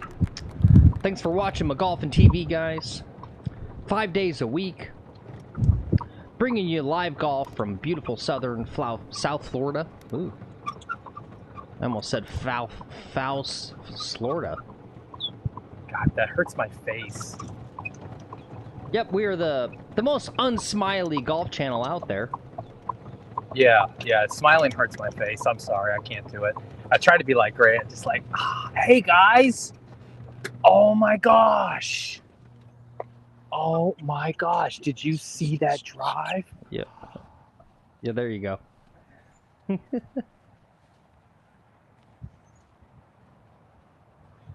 I think it's just youth, right? Like, I was excited when I was in my 20s. I think life beats you down a little bit. I don't think Grant has been beaten down by life yet. Yep. He hasn't had a kid kick him in the balls yet. Wait till you get kicked in the balls by your child, and the only thing you can do is just smile and just deal with the pain. And that's your only option. Headed right towards it. It's probably not enough, but it's right up that throat. Right up that throat. All right, it's just short of the green.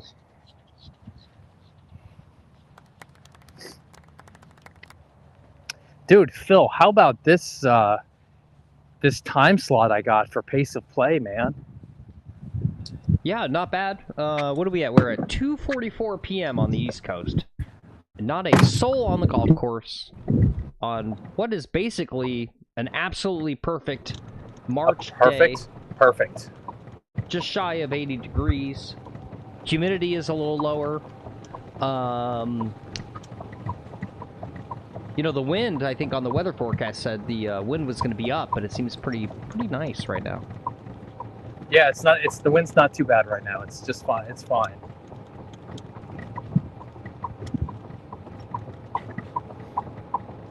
But I'm not waiting on anybody today. It's glorious, right? Single playing alone. We're at 2 hours into the stream and we're on hole 13, 14.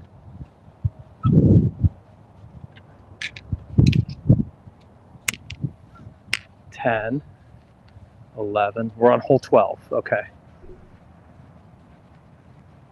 Yeah, Keith says, after hole 2, I was here for the greatest round of golf I've ever witnessed. The good news is I'm still here. Well, you know, it's all designed that way, Keith, right? If we go out, like I've told Lex this, it's real talk time, guys. If Lex starts out like day 1 streaming, going +2, right, handicap, he's like 2 under. Where has he got to go? What hooks you guys? You got to start off like literally. What he should have done is purposely. If I go back in time, I make this guy play purposely bad. First streams would be like 150.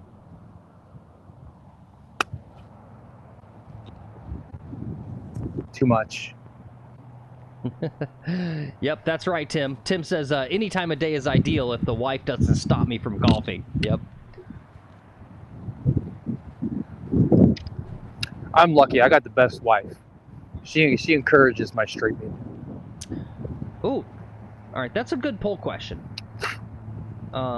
Whose wife is the best? No. How do I want to phrase this? Is it good or bad if you're... And I'm just going to put wife, guys. You know, it could be anything. It could be your husband. It could be your girlfriend. It could be your boyfriend. We accept your everyone mistress. Here. Yep, or your mistress. Or, you know, the various people in your... what about your other hobby? Your what about your other hobby?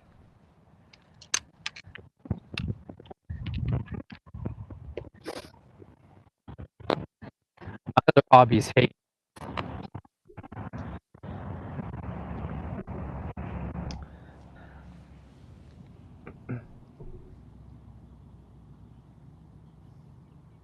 I haven't played pickleball now in about 20 years because of golf.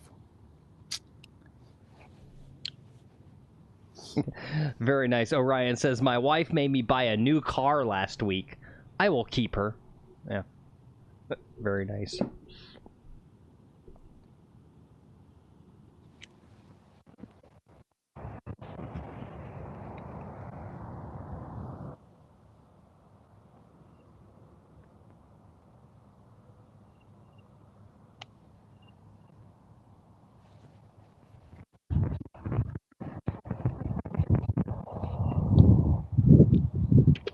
I got a club back. All right. Was that a par? That was par. Very nice.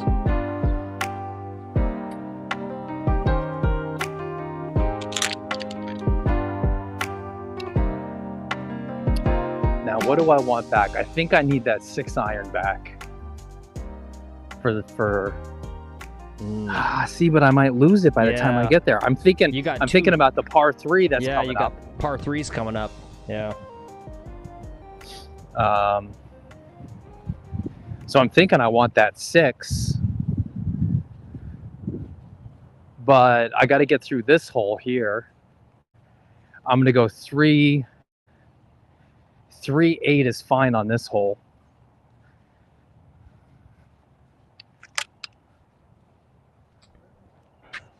Well, All right, we're gonna take the 6. let's look at hole 13 before he even bothers to get ready to tee off, just so we know what we're looking at here. One of the hardest holes on the course, as you can tell. They put a lot of defense there on your tee shot, and obviously big water on the left, and that green is pretty difficult.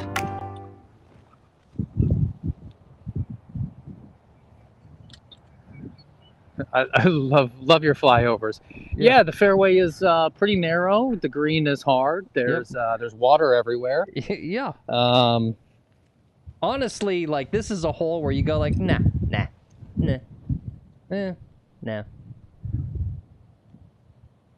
just I'm good. I'm good I'm here. good. I don't need to play this one. Yeah, I'm good. I don't want to play this. It's a little into the wind today too. Like, the problem with this hole is there's no laying up, right? The farther back you are, the worse it gets on the approach. Yeah.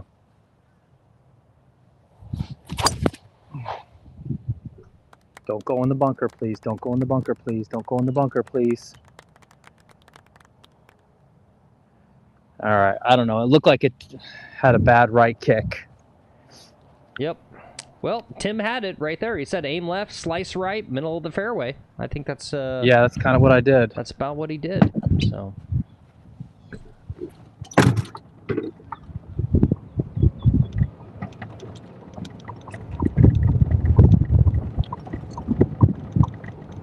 I'm going to check the power on the other camera here, Phil. great. I definitely want it for holes number 17 and 18. And we need it for 18 and to finish. So I just need to make sure I have enough power there. But I'll try to swap here as soon as I can.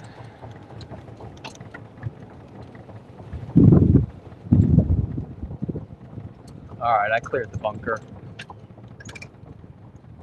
Oh, I'm in the middle of the fairway. Oh, I'm in great shape.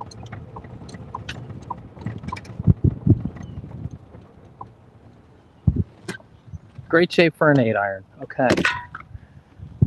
Let's get a little more Red Bull.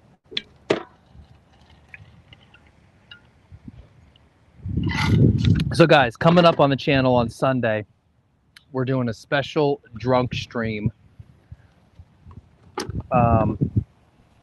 What do you guys think I should drink? I've got some ideas, but you know, I'll take any advice from people here too. I'm thinking rum, so it doesn't tire me out. My drink of choice normally is bourbon, but that's to like help me sleep and to like kind of put me down, and that's not going to help for golfing. Maybe light beer. Try to stay hydrated.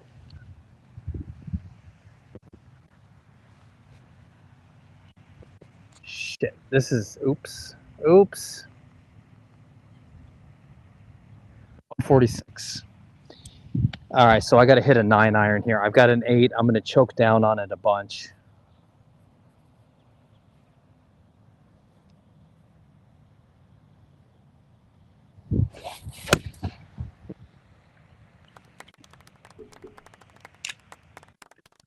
Over the green. Wow. That looked like a good shot. Yeah, it's just... That's crazy, too, because that looked very chippy. I can't believe that's over the green. Yep. D-Boy says, have a day or Red Bull vodkas. Okay. Oh, Yeah. Red Bull vodka. Okay. Yeah. What's in Have a Day? I know that's the Yeah. the Barstool guys, the Bob. I know that's Bob's drink. Orion That's golf says, related. Maybe I'll do that. Yeah. Orion says, bring a couple champagne splits in case you run into the course president. And he votes tequila. Okay. Iron Dog says, sissy beer was my call. Yeah. 1 beer per hole. Tim says he loved bourbon, stouts, and light beers for being in the sun. Say what you want, but the old alcoholic in me loved Leinenkugel summer shandy. Yeah, that's a great choice, actually. That's a choice. Yeah. A sunny golf afternoon. Oh, this one went really long. Shoot. Did I pronounce that right? Leinenkugel? Leinenkugel. Yeah, Leinenkugel. Gosh, I feel evil just saying that. You gonna march into Poland now? Yeah. All right, I gotta hit a flop here, I think.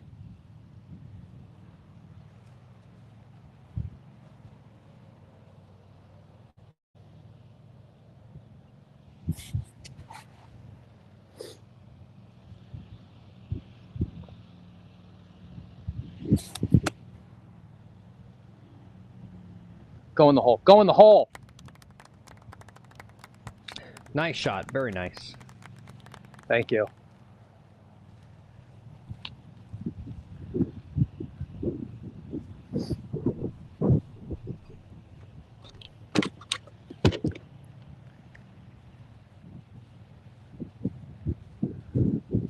Ooh, I'm gonna get a par here. Here we go. Now we're talking. And there's that wind that I mentioned earlier. Now the wind is definitely up. All right. All right.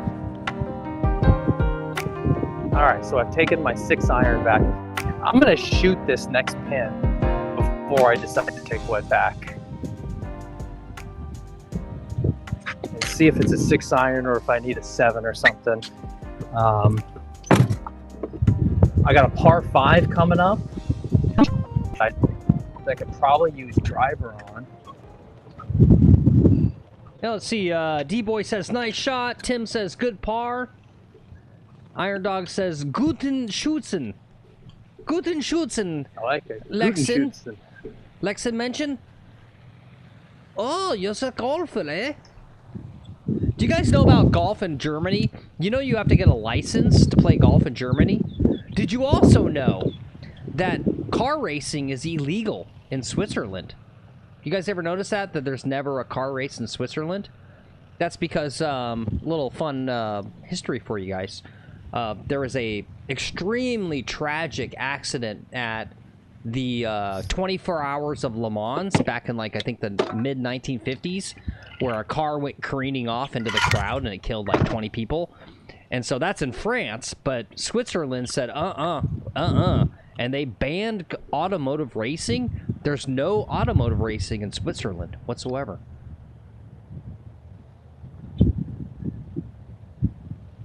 Yeah, D-Boy says, I've seen that about the licenses in Germany. I love that idea. Yeah, I know it's actually one of my kind of talking points is, right, we go on and on this channel about pace of play, quality of play, all of the problems that everyone sees on the driving range with people that can barely get contact with the ball. And like, how do you fix golf, right? It's the big question. How do you fix golf? I'm still trying to decide on my clubs here. I apologize. Yeah, no, you're fine. And I got to go pee. I'm going to go pee real fast. All right. That gives me time to flow my robes. Go on my fucking diatribe here. Yeah, go. I don't know if you guys have heard me before talk about how I think one of the big programs they need to institute, and Rod, you tell me why this wouldn't work from a business perspective, Rod, because I know that Rod in chat is a former PGA professional, and I believe he, if I understand it correctly, worked at a golf course and did the whole thing where, you know, you book them for like $100 an hour. Why is it that, or why should it not be the case that as part of being a licensed PGA professional at a golf course, you should go out to the driving range for about 2 hours a day. So once in the morning, once in the afternoon. And all you do is cruise. You cruise down the driving range. And you go to the guy and go, boom. Here's your swing killer, right? Like, everyone's got, like, one, like, crazy, right? And I'm talking about, like, the bottom 50% of golfers, right? Literally cannot even get the club head anywhere close to the ball, right? Like, it's, like, tragic. Like, 50% of the people you see on the driving range who, like, literally cannot even get the ball advanced, like, 5 yards type stuff, right? And there's always, like, one gigantic swing killer, something in their swing, which is, like, obvious to the rest of us. And the problem is we all have this etiquette thing about, like, oh, you don't give it unsolicited advice, which is fine, right? Like, I get it. You don't want some person who doesn't have credentials. But why is the PGA professional not out there hanging out, just walking down and going like, hey, boom, 5-minute lesson. Here we go. Let me show you, like, 2 things, right? Because it all comes down to, like, a lot of it comes down to, like, basics, right? Fundamentals. You know, it's grip, posture, that sort of stuff. Like, we could do so much for the game if we just literally had these PGA guys who hang out in the clubhouse with their thumbs up their butt for, like, 8 hours a day, go out to the course.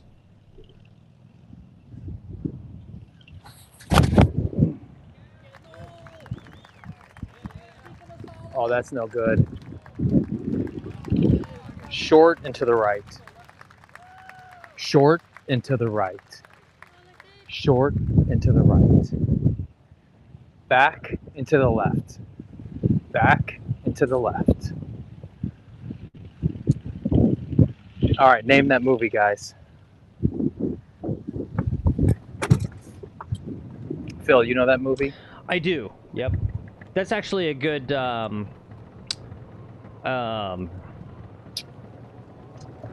idea for when we start doing giveaways, right? Is we'll do like we'll pepper in a stream like 3 movie quotes, and if you can figure out which movie, you enter yourself in the drawing to win whatever we're giving away that day.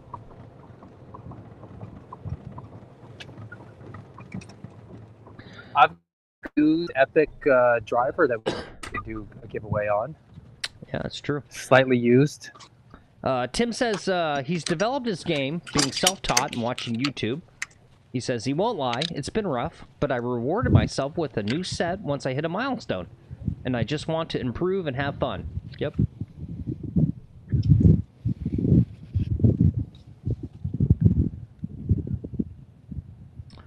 All right, here we go. Rod says, I hear you. I would walk down the range tee and give a few minutes to folks, but the main reason is most clubs can't afford it. Well, here's my question, Rod, right? So when you go to any course, I can, like in my local course, I can book an hour lesson with, I believe, 3 different club pros that are employed by my club. And my question is, number one, let's say they got a flood of, like, demand is through the roof, right? Like, how does that work if they get literally, like, all of, like, the whole day signed up for lessons? Like, that doesn't work, right? Like, there's some minimum and maximum. And I guess my question or my feeling about it is that the club pros actually don't book a lot of lessons. And so if they wanted to be smart and make that money, that they should be out on the range giving some, right? So when you go into Costco, how do they get you? How do they get you to buy products? They give you free samples, right? Like, you got to give some free samples to get the buy-in. I mean, look at this guy. This guy's hacking around like a fucking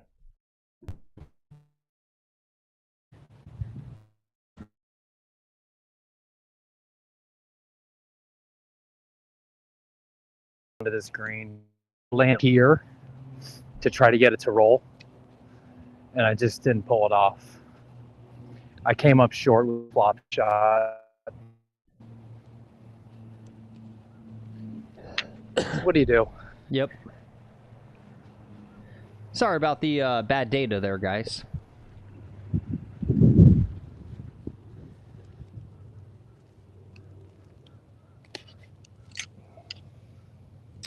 Rod says, yes, but the teaching is kind of all extracurricular, curricular, so to speak. Yeah. So, yeah, and I don't think that's the way it should be, right? Because honestly, right, golf goes through these feast or famine trends, right? It blows up, it contracts.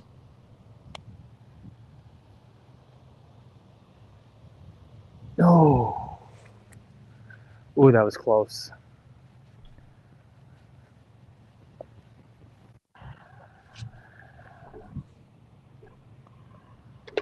All right, you're gonna have to tell me what you got on that. 5.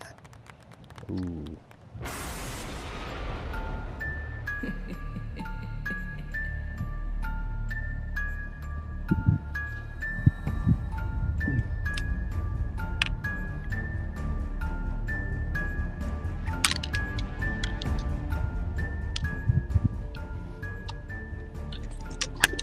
Okay, so I got to lose a club here. I'll 60 degree.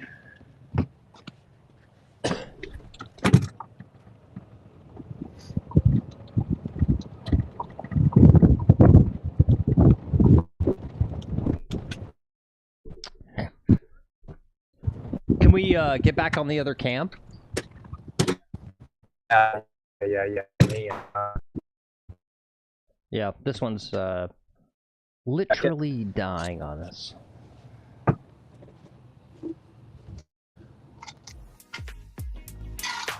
Hey, shout out to Verizon.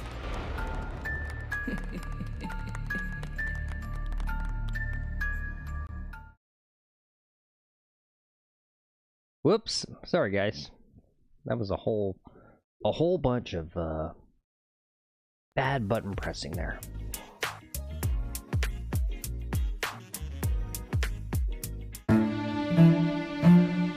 The cart paths of life are filled with failures. What defines us is how we look while doing it. What separates a player from the rest is long sleeves and tight pants. Are you dressed to take on both the bunkers and the board of directors? Golf by Ralph McGolfin.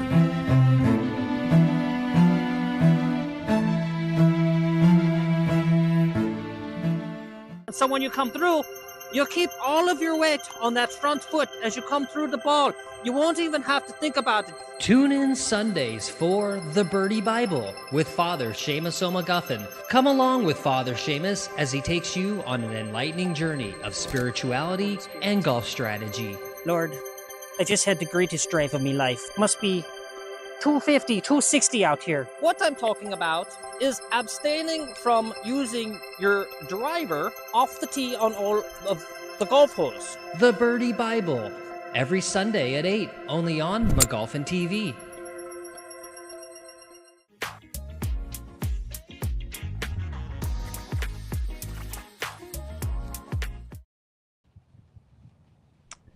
All right, guys, we're back.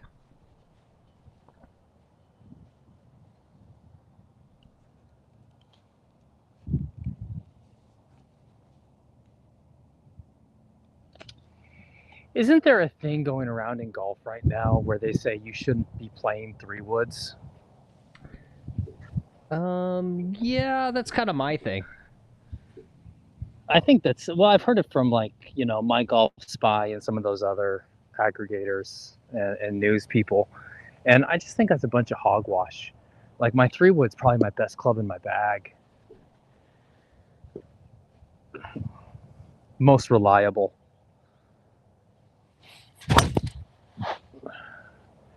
See, even the miss hits are fine.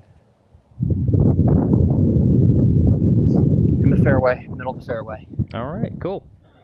All right, let's check out hole 15 here. It's a last par 5 of this round at roughly 532. Probably going to be a little short of that sand trap just crossing your screen right now. So probably another 3-wood in an attempt to get close to this green in 2. Yep. I'm curious, Tim, if you're still in chat. You said you're self-taught and you're watching YouTube golf. What YouTube golf instruction videos? Like what particular people are you watching? What have you found most valuable? Oh, and Tim said he pulled his 3-wood. He's got a 5 and a 7 he can hit, but the 3 shoots dead right off the tee on the ground. Yeah. Huh.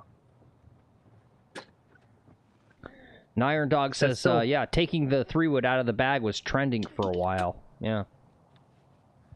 Yeah, and I just don't get it. I love my 3-wood. I'm about ready to take driver out of the bag. Never hit driver again.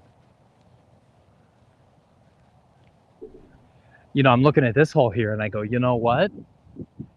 3-wood, 8-iron is actually a much better play here.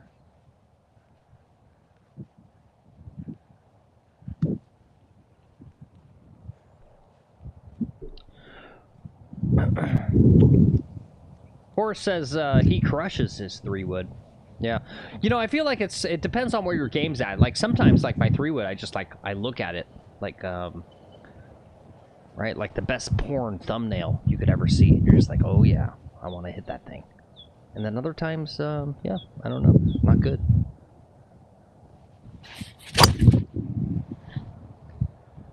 That was perfect.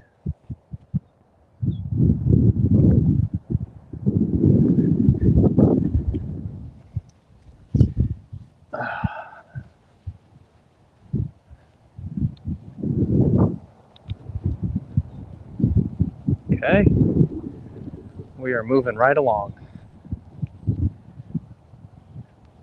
You know, I gotta say, I'm enjoying this 4-club challenge. Even just playing with 4 clubs, like even if I didn't get them back, you know, my game was good when I just had 4 clubs. I started getting clubs back and I started double bogeying.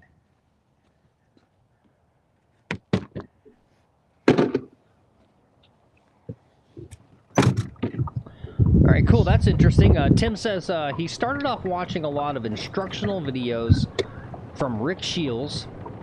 His explanation of how to approach the ball with various club lengths just stuck to him. That and learning how to pivot at the hip. All right, yeah. Interesting. Yeah, you know, it's weird to think to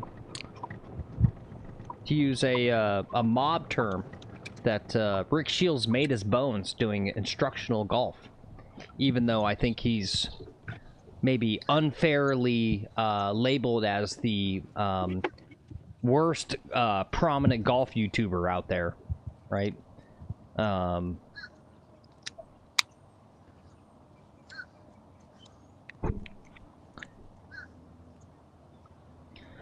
But very smart for a channel. All that content's evergreen, right? You can literally watch a video from like 6 years ago. Keith says an unfair title. Yeah. What's up, Ozzy? Good to see you. Tim says he gets so much hate and I really can't figure out why. Yeah. Yep. Yeah, no, you know, I mean, we're blessed here, right? We got the best golf YouTube viewership possible. Like, you guys are like, I know. You guys are more positive. Like, I literally am just like, please, where's the trolls? Where's the haters? And they don't come. You guys are all so fucking nice. It's crazy. Oh my god, I did it. All right. Yes. All right. Yes. There's one swear. Yes. One swear. It wasn't me. Yep. But yeah, it's crazy, just like, and it does scare me a little bit, right? Like, I was watching the Creator Classic yesterday, and like, I was really trying to just like be positive in chat, and just like, it was just flooded with haters. Everyone hating everything. The announcers were hated. The golf was hated. People were pissed because their favorite YouTuber wasn't there.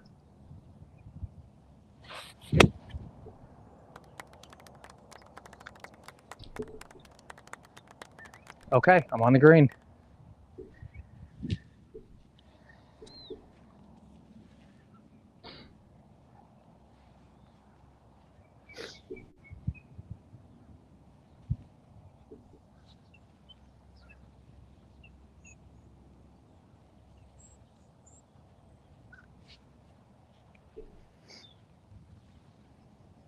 Holy shit. Tim says, There's another one. That's oh, 2.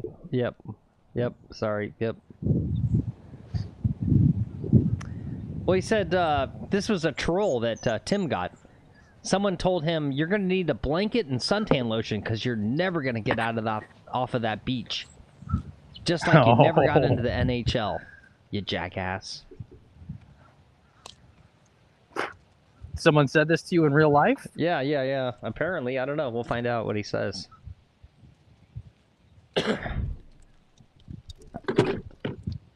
Oh, it's from Happy Gilmore. All right. I'm going to have to rewatch this stupid movie. It's a real problem for the channel. Yeah, it is. You need to know your golf movies.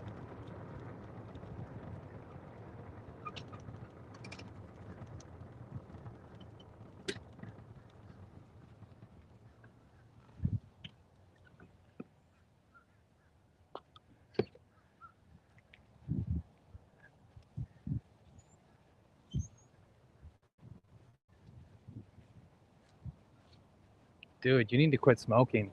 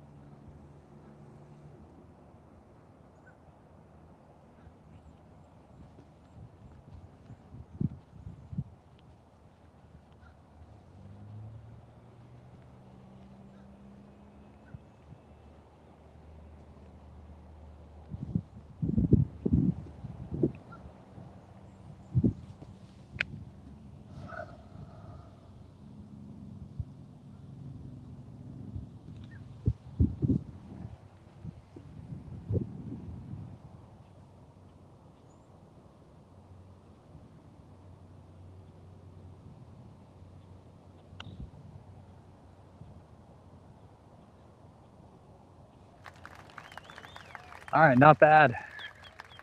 Not a bad putt there.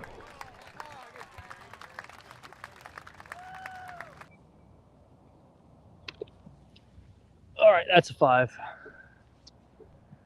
All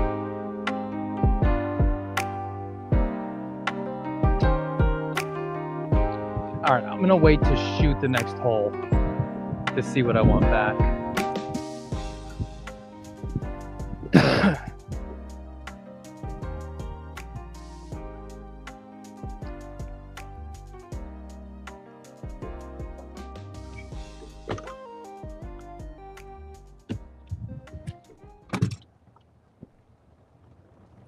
That was a good hole.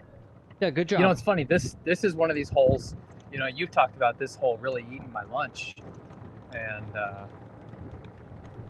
you know, I did pretty well on this today.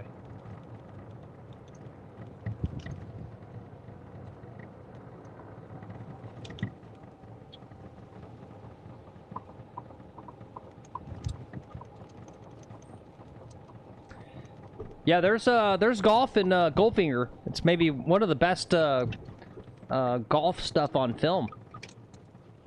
What's the new show? There's a new show with someone.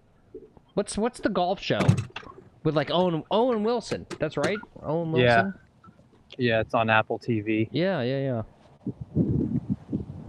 Or he's like a has-been or something. Yeah. He's like Rocco Mediate, I think.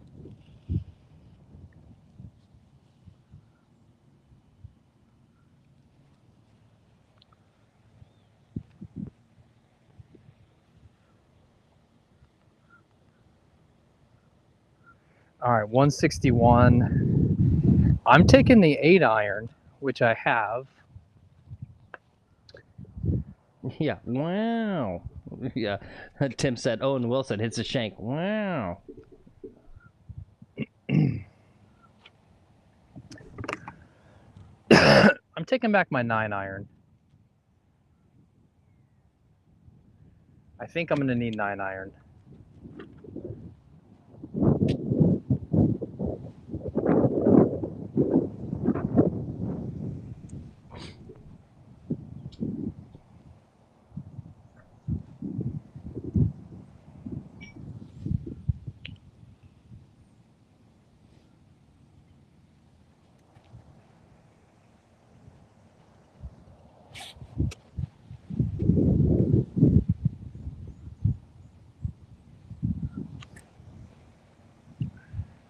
Okay. It's on the spine, hole in one time. Let's go. Let's go.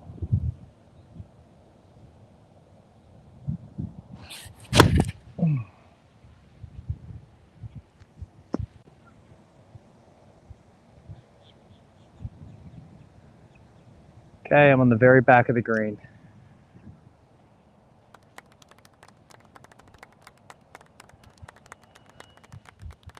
So with the wind, I probably took that 170. All right, here's the hole. He's on the back of the green. Good thing, it's fine. Don't want to be in the water. What's up, PJG? Good to see you. He says he's watching golf.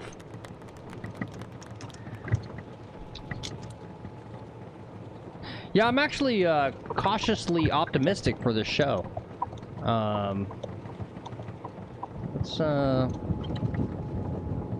Is this actually legitimate? No, it's not. I'm optimistic for tomorrow's round. Tomorrow we're going to play and there's no goofy golf. Right? Yes, tomorrow is pure vanilla golf. Pure vanilla golf. Yeah, we're gonna start tracking your scores and keeping the data. So tomorrow is nothing weird, no crazy challenge or whatever. You know what other data we should be keeping track of too is the scores on the holes. Maybe I'll go through and do that. Maybe I'll make this a research project for myself. Go through and look at my scoring average on each hole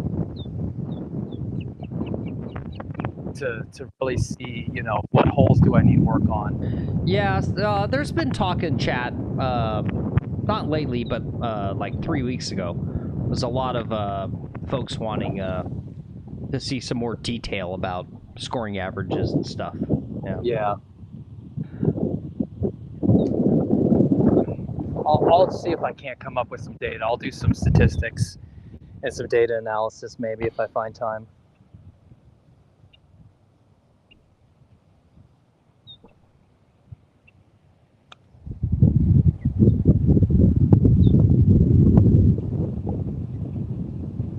Okay, that was pretty decent. All right, nice job. Tim's asking, do you guys have any opinions on rangefinders? My buddy has one, and when I know the yardage, I tend to choose the correct club. I had a bad tendency to club up and rely on power versus technique. Yeah, use a rangefinder. Actually, always, and get to know your rangefinder. Only use your rangefinder. Don't trust yardage off of someone else's. And use your rangefinder religiously.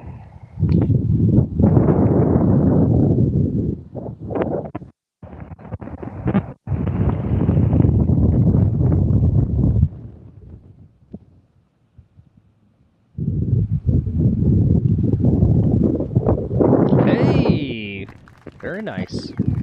Thank you. All right, what's that, a par? That was par. Very nice. I think I'm taking driver back. I feel like hitting the green. Get out of there, bird.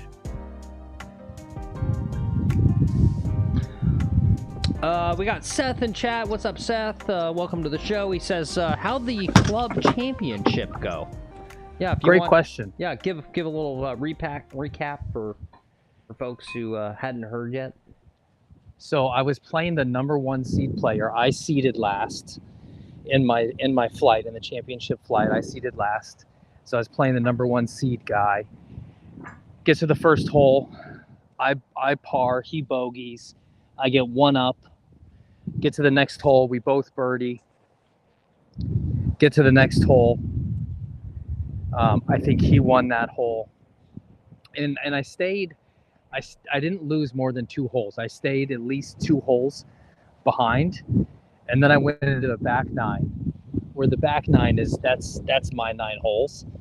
From doing all these morning streams, I'm really solid on the back 9. So I turned it up. We get to 18. I get to 17. I birdie 17 on him. 16. Before that, 16. He was 1 up on 16. I par it. This guy sinks a 20-footer for par on 16. We get to 17. I birdie it. He bogeys. I get all square. We go to 18. I hit the best drive on 18 I've ever hit. I hit my approach to within like 15 feet. He has to take a drop. His drop was a little sus, honestly. And then he sunk like a 25-footer for birdie on 18, and won it on 18.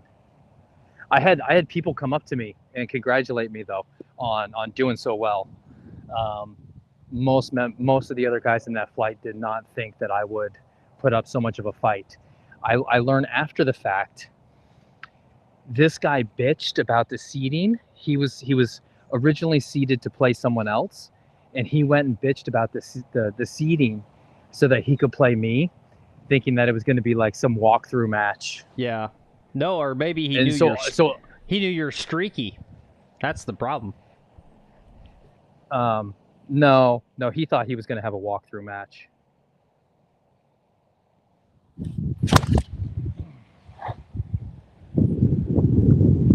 That's going to be trouble. It's out to the right, long. I'm going to be behind a tree. I should have hit 3 wood. Yep. All right, well, we're always in the spot I hate on this hole. Here it is. He made it over the water. Not hard for him, but as usual, he's out to the right. Maybe our good friend Ace Evans, our local alligator, is up on the beach over there. No, I don't see Ace today.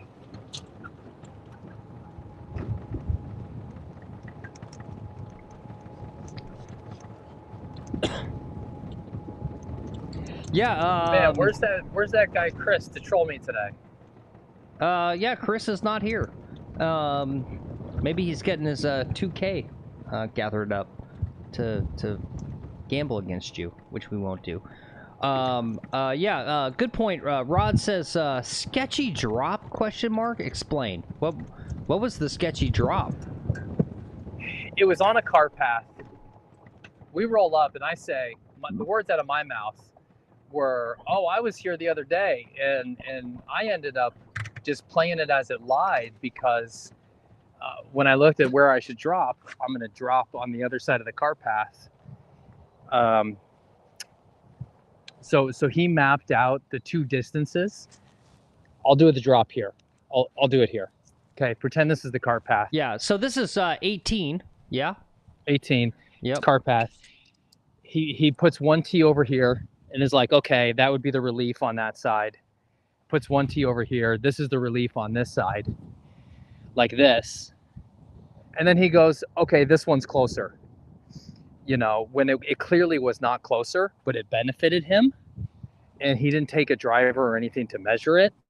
And So it would have been up to me to call him and be like, yo, bro, let's measure that. Yeah. Because I don't think that, I think your drop is wrong here. Yeah. And I was kind of like, you know what? This guy, he's going to have a funky stance no matter what. I don't want to try to beat him by being a dick about rules. Yeah. I want to beat him straight up. And if he's going to cheat, that's fine.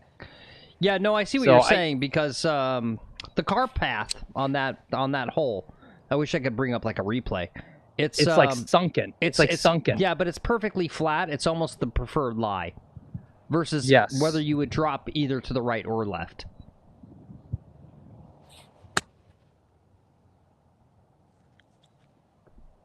Settle, settle, settle, settle, settle, settle.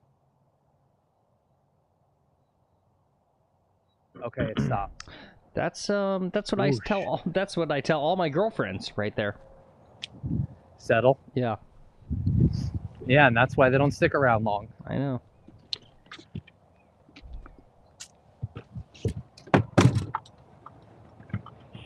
The thing you should tell your girlfriends is, and what I tell my wife all the time is, I'm just like, you know, oh, that reminds me of your mother.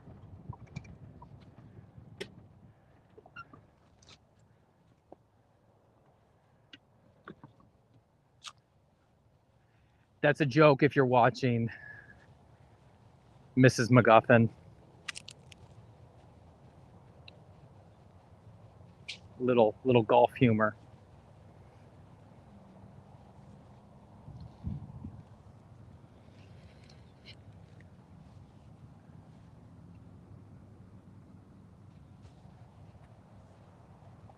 My God.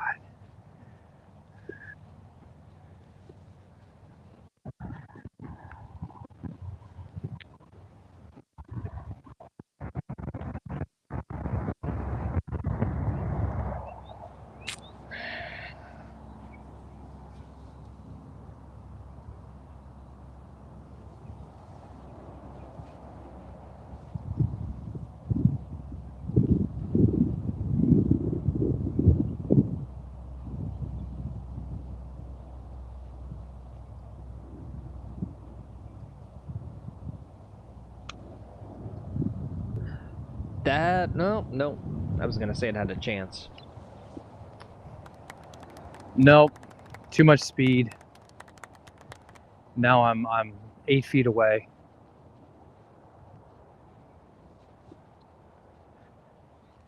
You know, I really should, when we do these challenges, just take out the putter.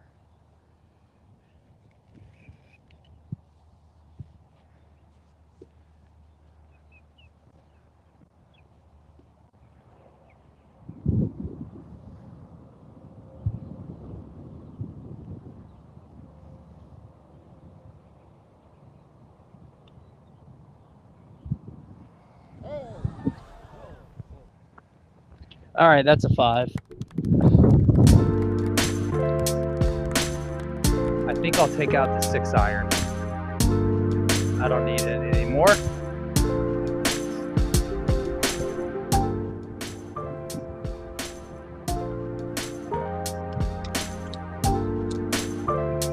Phil, I might have lost you in my ears. Nope, you're there. There's your coughing.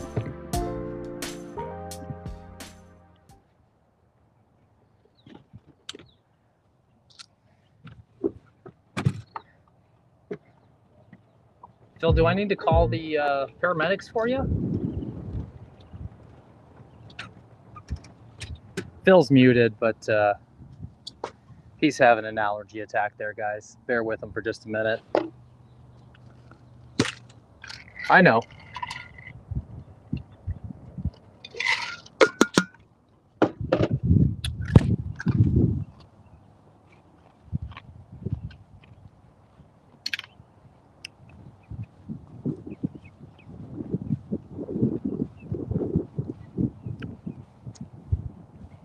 All right, driver, run the flyover. I'll do the announcing. All right, guys. here it is. Yep, we haven't done it in a while. It's ASMR. It's Lex. He's going to take over the show. All right. I don't think I get his voice on the flyover, so I'll do this part. Here we are at hole 18, final hole of the match, with a beautiful island green.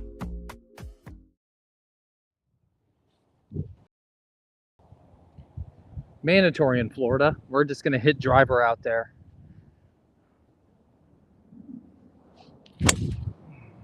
That's wet.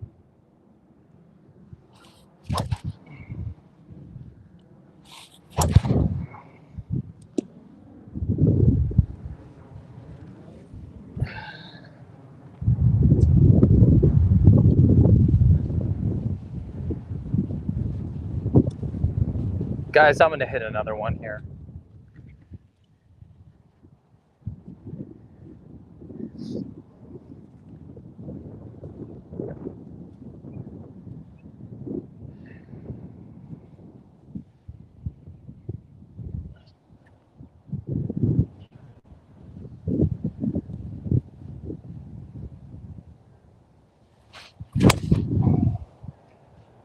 That's in a window. Go short. Go short. Okay, I think I'm okay.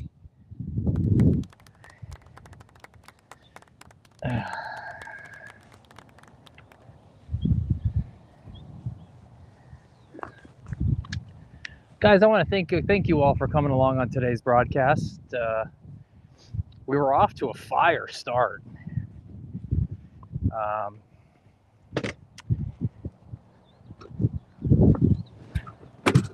We're only 5 subs away from 300.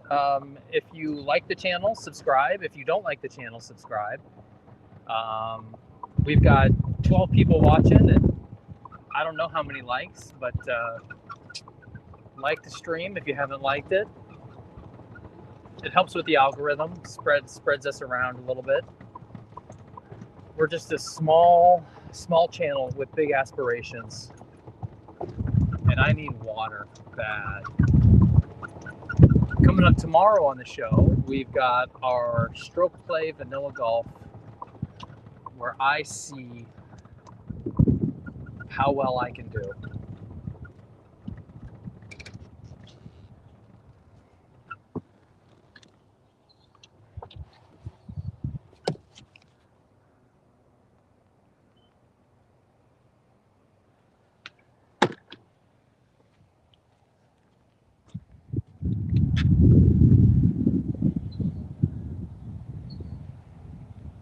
All right, I got to lay up.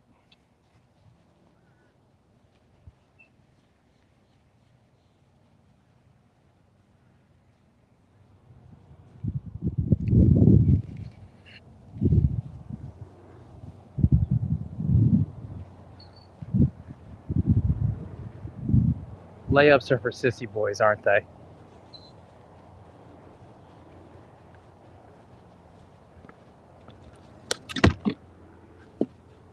All right, I'm going to break in. What's up, Mr. G? Good to see you. Tim says never lay up. Always go for the hero shot. Yeah, I'm going for it, Tim. This is probably going to get wet, but I'm going for it. I'm going to try to keep it low, use the wind.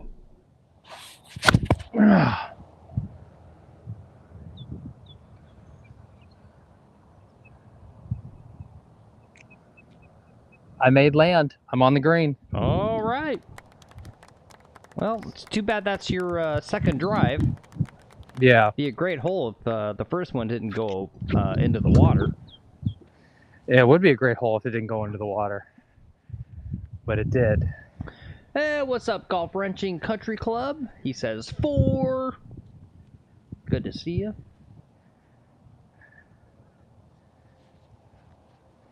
Wouldn't be McGolfin TV if I wasn't yelling 4.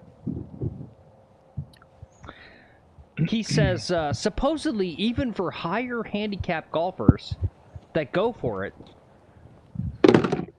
the number is at 175 yards, according to a recent video from Golf Digest.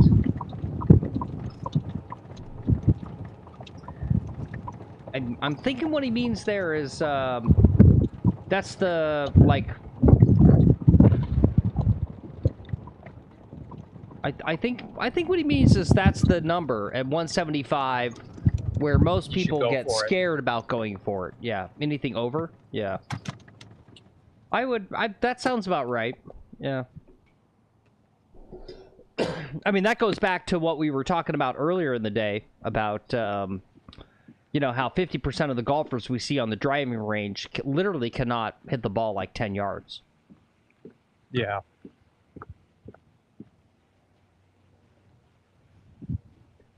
Because it really is, you know, golf is, and tell me if I'm wrong, guys, but for those of us who have been playing golf for 3 decades, I feel like the sort of have and have-nots, or the, oh, what's the term I'm looking for here? Inequality, the golf inequality. Phil, I've lost you in my ears. You good. can, I can prattle on. Sorry. So, right, I feel like it's in some degree gotten worse. Like, it's crazy how many people are out there who literally cannot get the club, like, anywhere near the ball.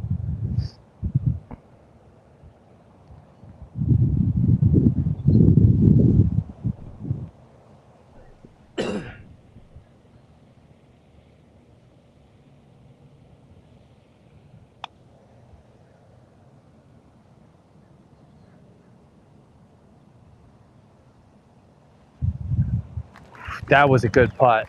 Nice putt, nice putt.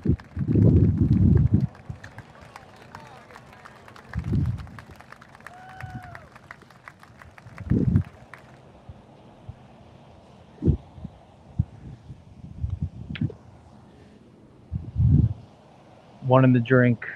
Drop 2, 3, 4, 5, 6.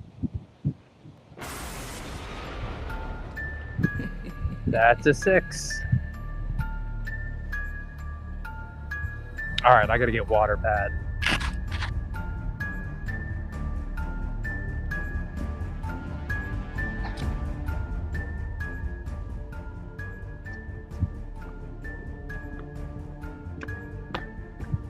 Phil, you still there?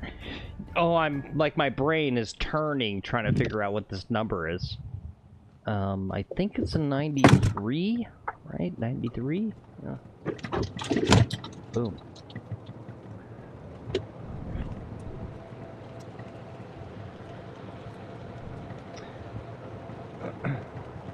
Golf Wrenching says his go for it max number is from the fairway is 230. Yeah. See, and that's normal, right? I mean, if that's your decision process to go for something is 230, you hit the ball great, right? For the rest of us, though, like my number's probably down at like 110, right? Like if I'm looking at like a 130-yard par 3 shot, I'm kind of thinking about laying up, to be honest.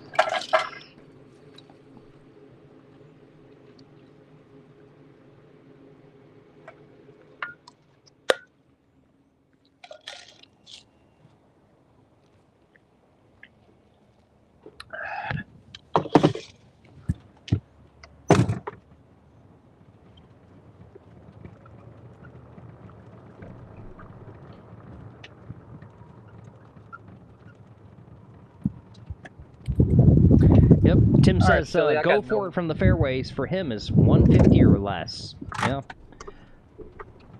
Yeah. No, and you know that's just how it is, right? It depends on where your golf game's at. I mean, I know guys that fucking send it every shot, right? Like they can literally hit it 300, but they kind of don't know where the ball's going, right? And so like, there's if there's 9 ways to skin a cat, there's 9 ways to shoot over 100, right? You can be very short in a kind of a shitty short game and shoot one like 130. You can also be very long and also shoot 130. Yeah.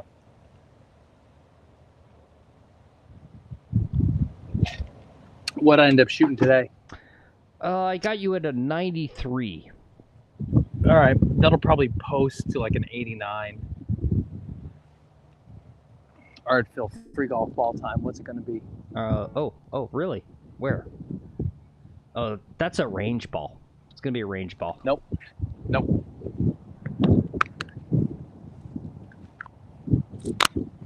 It's Max Fly. Max Fly.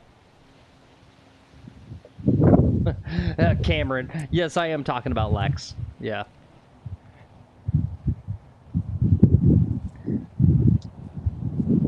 It's the worst kind of ball.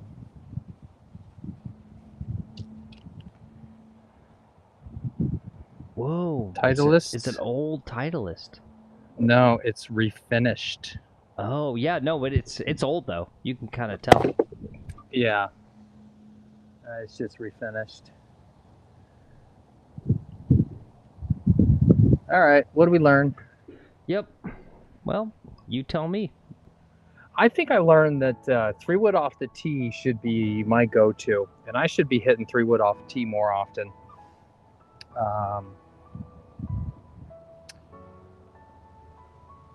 Playing back, and a lot of times hitting driver, I just get too close to the greens. I get in awkward positions. That 3-wood today off number 1 was great. Yeah, I should be playing 3-wood off a lot of tees, even when it's a longer hole. Just say, hey, you know what? I'm gonna get a par on this and 3-wood it out.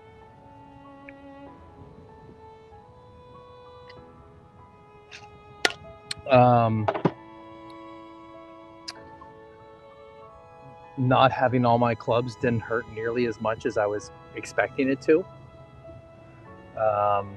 Playing with 4 clubs isn't that big of a deal.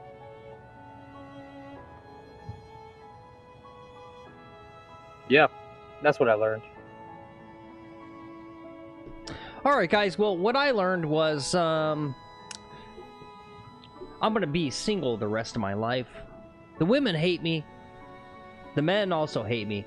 But not as much as they hate all of the golf YouTubers who played in the Creator Classic. Thank God Lex and I are way too inappropriate to get ever selected for that, because boy would the chatters have a field day with us and our play. You guys are way... Yeah, where was DOD?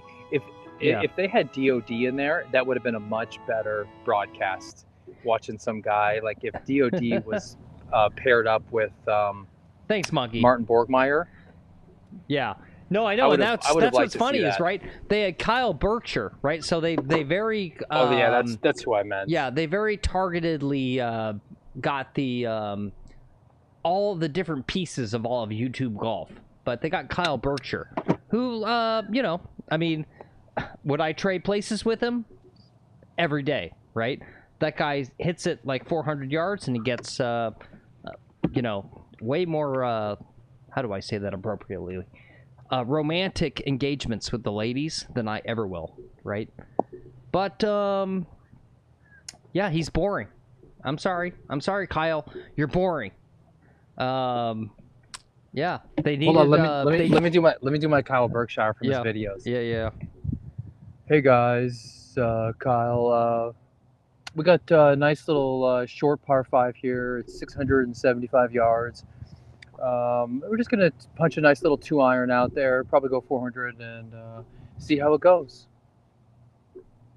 And that's like every one of his shots. Is this like, yeah, okay, I just hit that 7-iron, 300 yards. You know, pretty good. I didn't get all of it, just slightly off the face. But you know, I'll take it. I'm happy with it. Well, it's crazy. Never seen someone less enthusiastic about hitting like 500-yard drives. Yeah. Golfer Engine says the Hercules hair is too much for me. Yeah, cut that hair.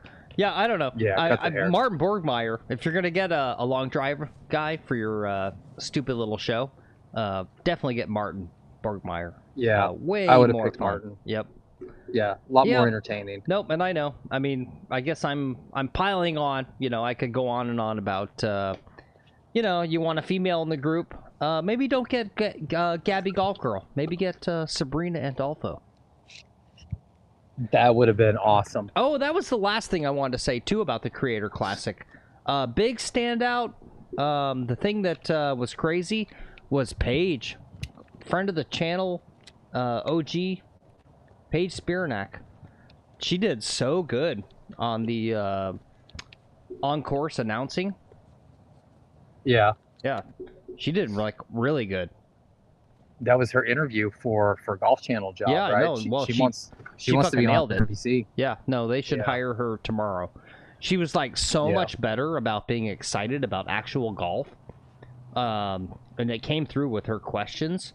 Like, it's kind of crazy. The on-course people like are usually like the worst parts of the golf telecast because they just have like the worst questions, right? Hers were so good. Yeah.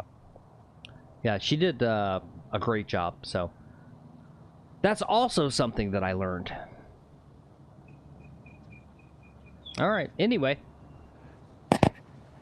Yeah, I didn't think I thought they had the same problem, and the biggest issue I had watching it was they were trying to broadcast it like a normal golf tournament where, you know, normally they show only one shot of someone, and it's when they sink a 30-foot putt, right? And they have all these cameras, but they're not showing the shots. And this format, you really needed to see every shot, but there wasn't enough time to cut in between shots. So you were missing shots of the players just because there wasn't enough time. There was too many people on course. Yeah.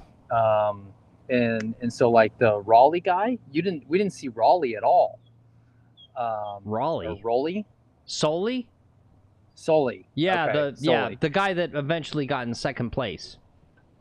They didn't show him at all. Yeah, they didn't. And it was just like, okay, is he playing? What's going on?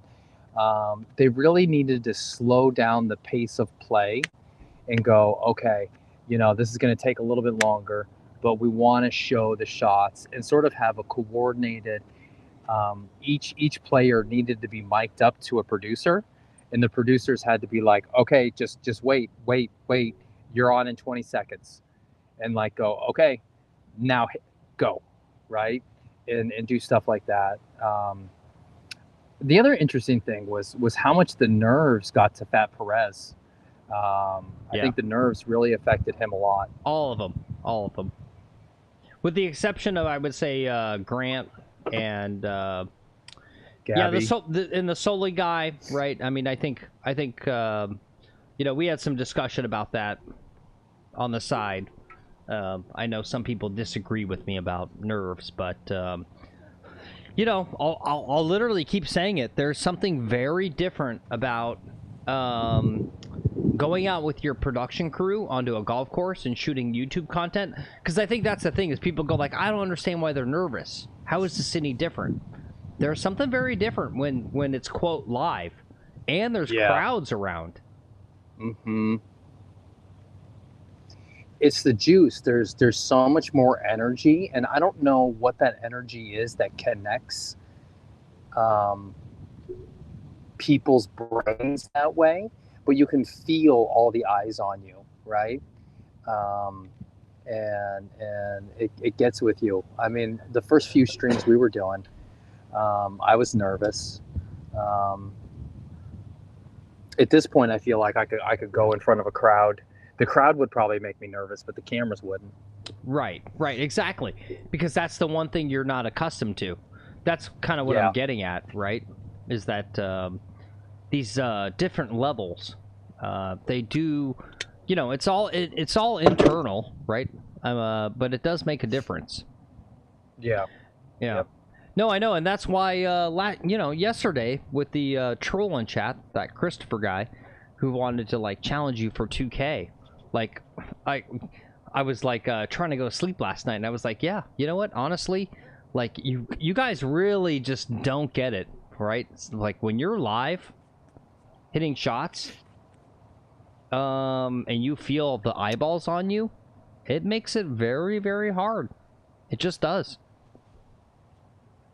Well, because you're under a microscope, right? Every little thing that I can do that's embarrassing is out there in front. And the announcers, you know, talked about that and gave a lot of kudos to Trent for even being willing to go out there with his craft game and try to go and play with the big boys with that swing and that game. It's a little embarrassing, and it takes a lot of self-esteem to go and to do what Trent did. So my hat's off to Trent, actually, right? For making it, even though he was like 16 over, 17 over. I think that's what most of us would shoot out there. And, that's tough to do. And to keep your composure when you're like 10 shots back of the other people you're playing. I forget who was in his group, but like if you're playing with like Martin Borgmeyer and the guy outdrives you by 100 yards, or Kyle, and Kyle outdrives you 100 yards all the time, like that is humbling. Yeah, I think that guy was very nervous on the first tee on the they went off on 10, and I think if I remember right, he like sliced a drive and it like went 130 off the tee. Yeah. Yep. Yeah, like that's tough, right? For like literally like hundreds of thousands of people are watching, and you know it in your head. Yep. Yeah. Yeah, there was like 60,000 people watching on YouTube, probably another, 100,000 on Golf Channel. So yeah, you've got a couple 100,000 people watching you like blow putts and shank and just do like really bad golf. Yep. Like that is tough. Yep. All right. Well, I mean, I think we're gonna leave it there because good luck to you guys. Good luck to everyone who's watching this, going like, "Oh, I'm gonna go out there. I'm gonna live stream my golf. It's gonna be great." Yeah. Good luck to you. All right, guys.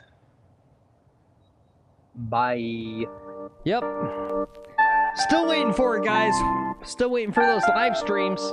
I know you all think you can do it. Good luck to you. We shot a 93 today. You think you can do better with 4 clubs? Go ahead and make the video. Post it online. That's kind of what we want, too. You guys got to start making your own content. Love to see you guys play more. I'm looking at you guys to chat. Oh, come on, D-boy. You could do it. Alright, guys. It's the end of the show. Thanks for watching, as always. Thanks for all the subs. Almost at 300 subs. If you got the time,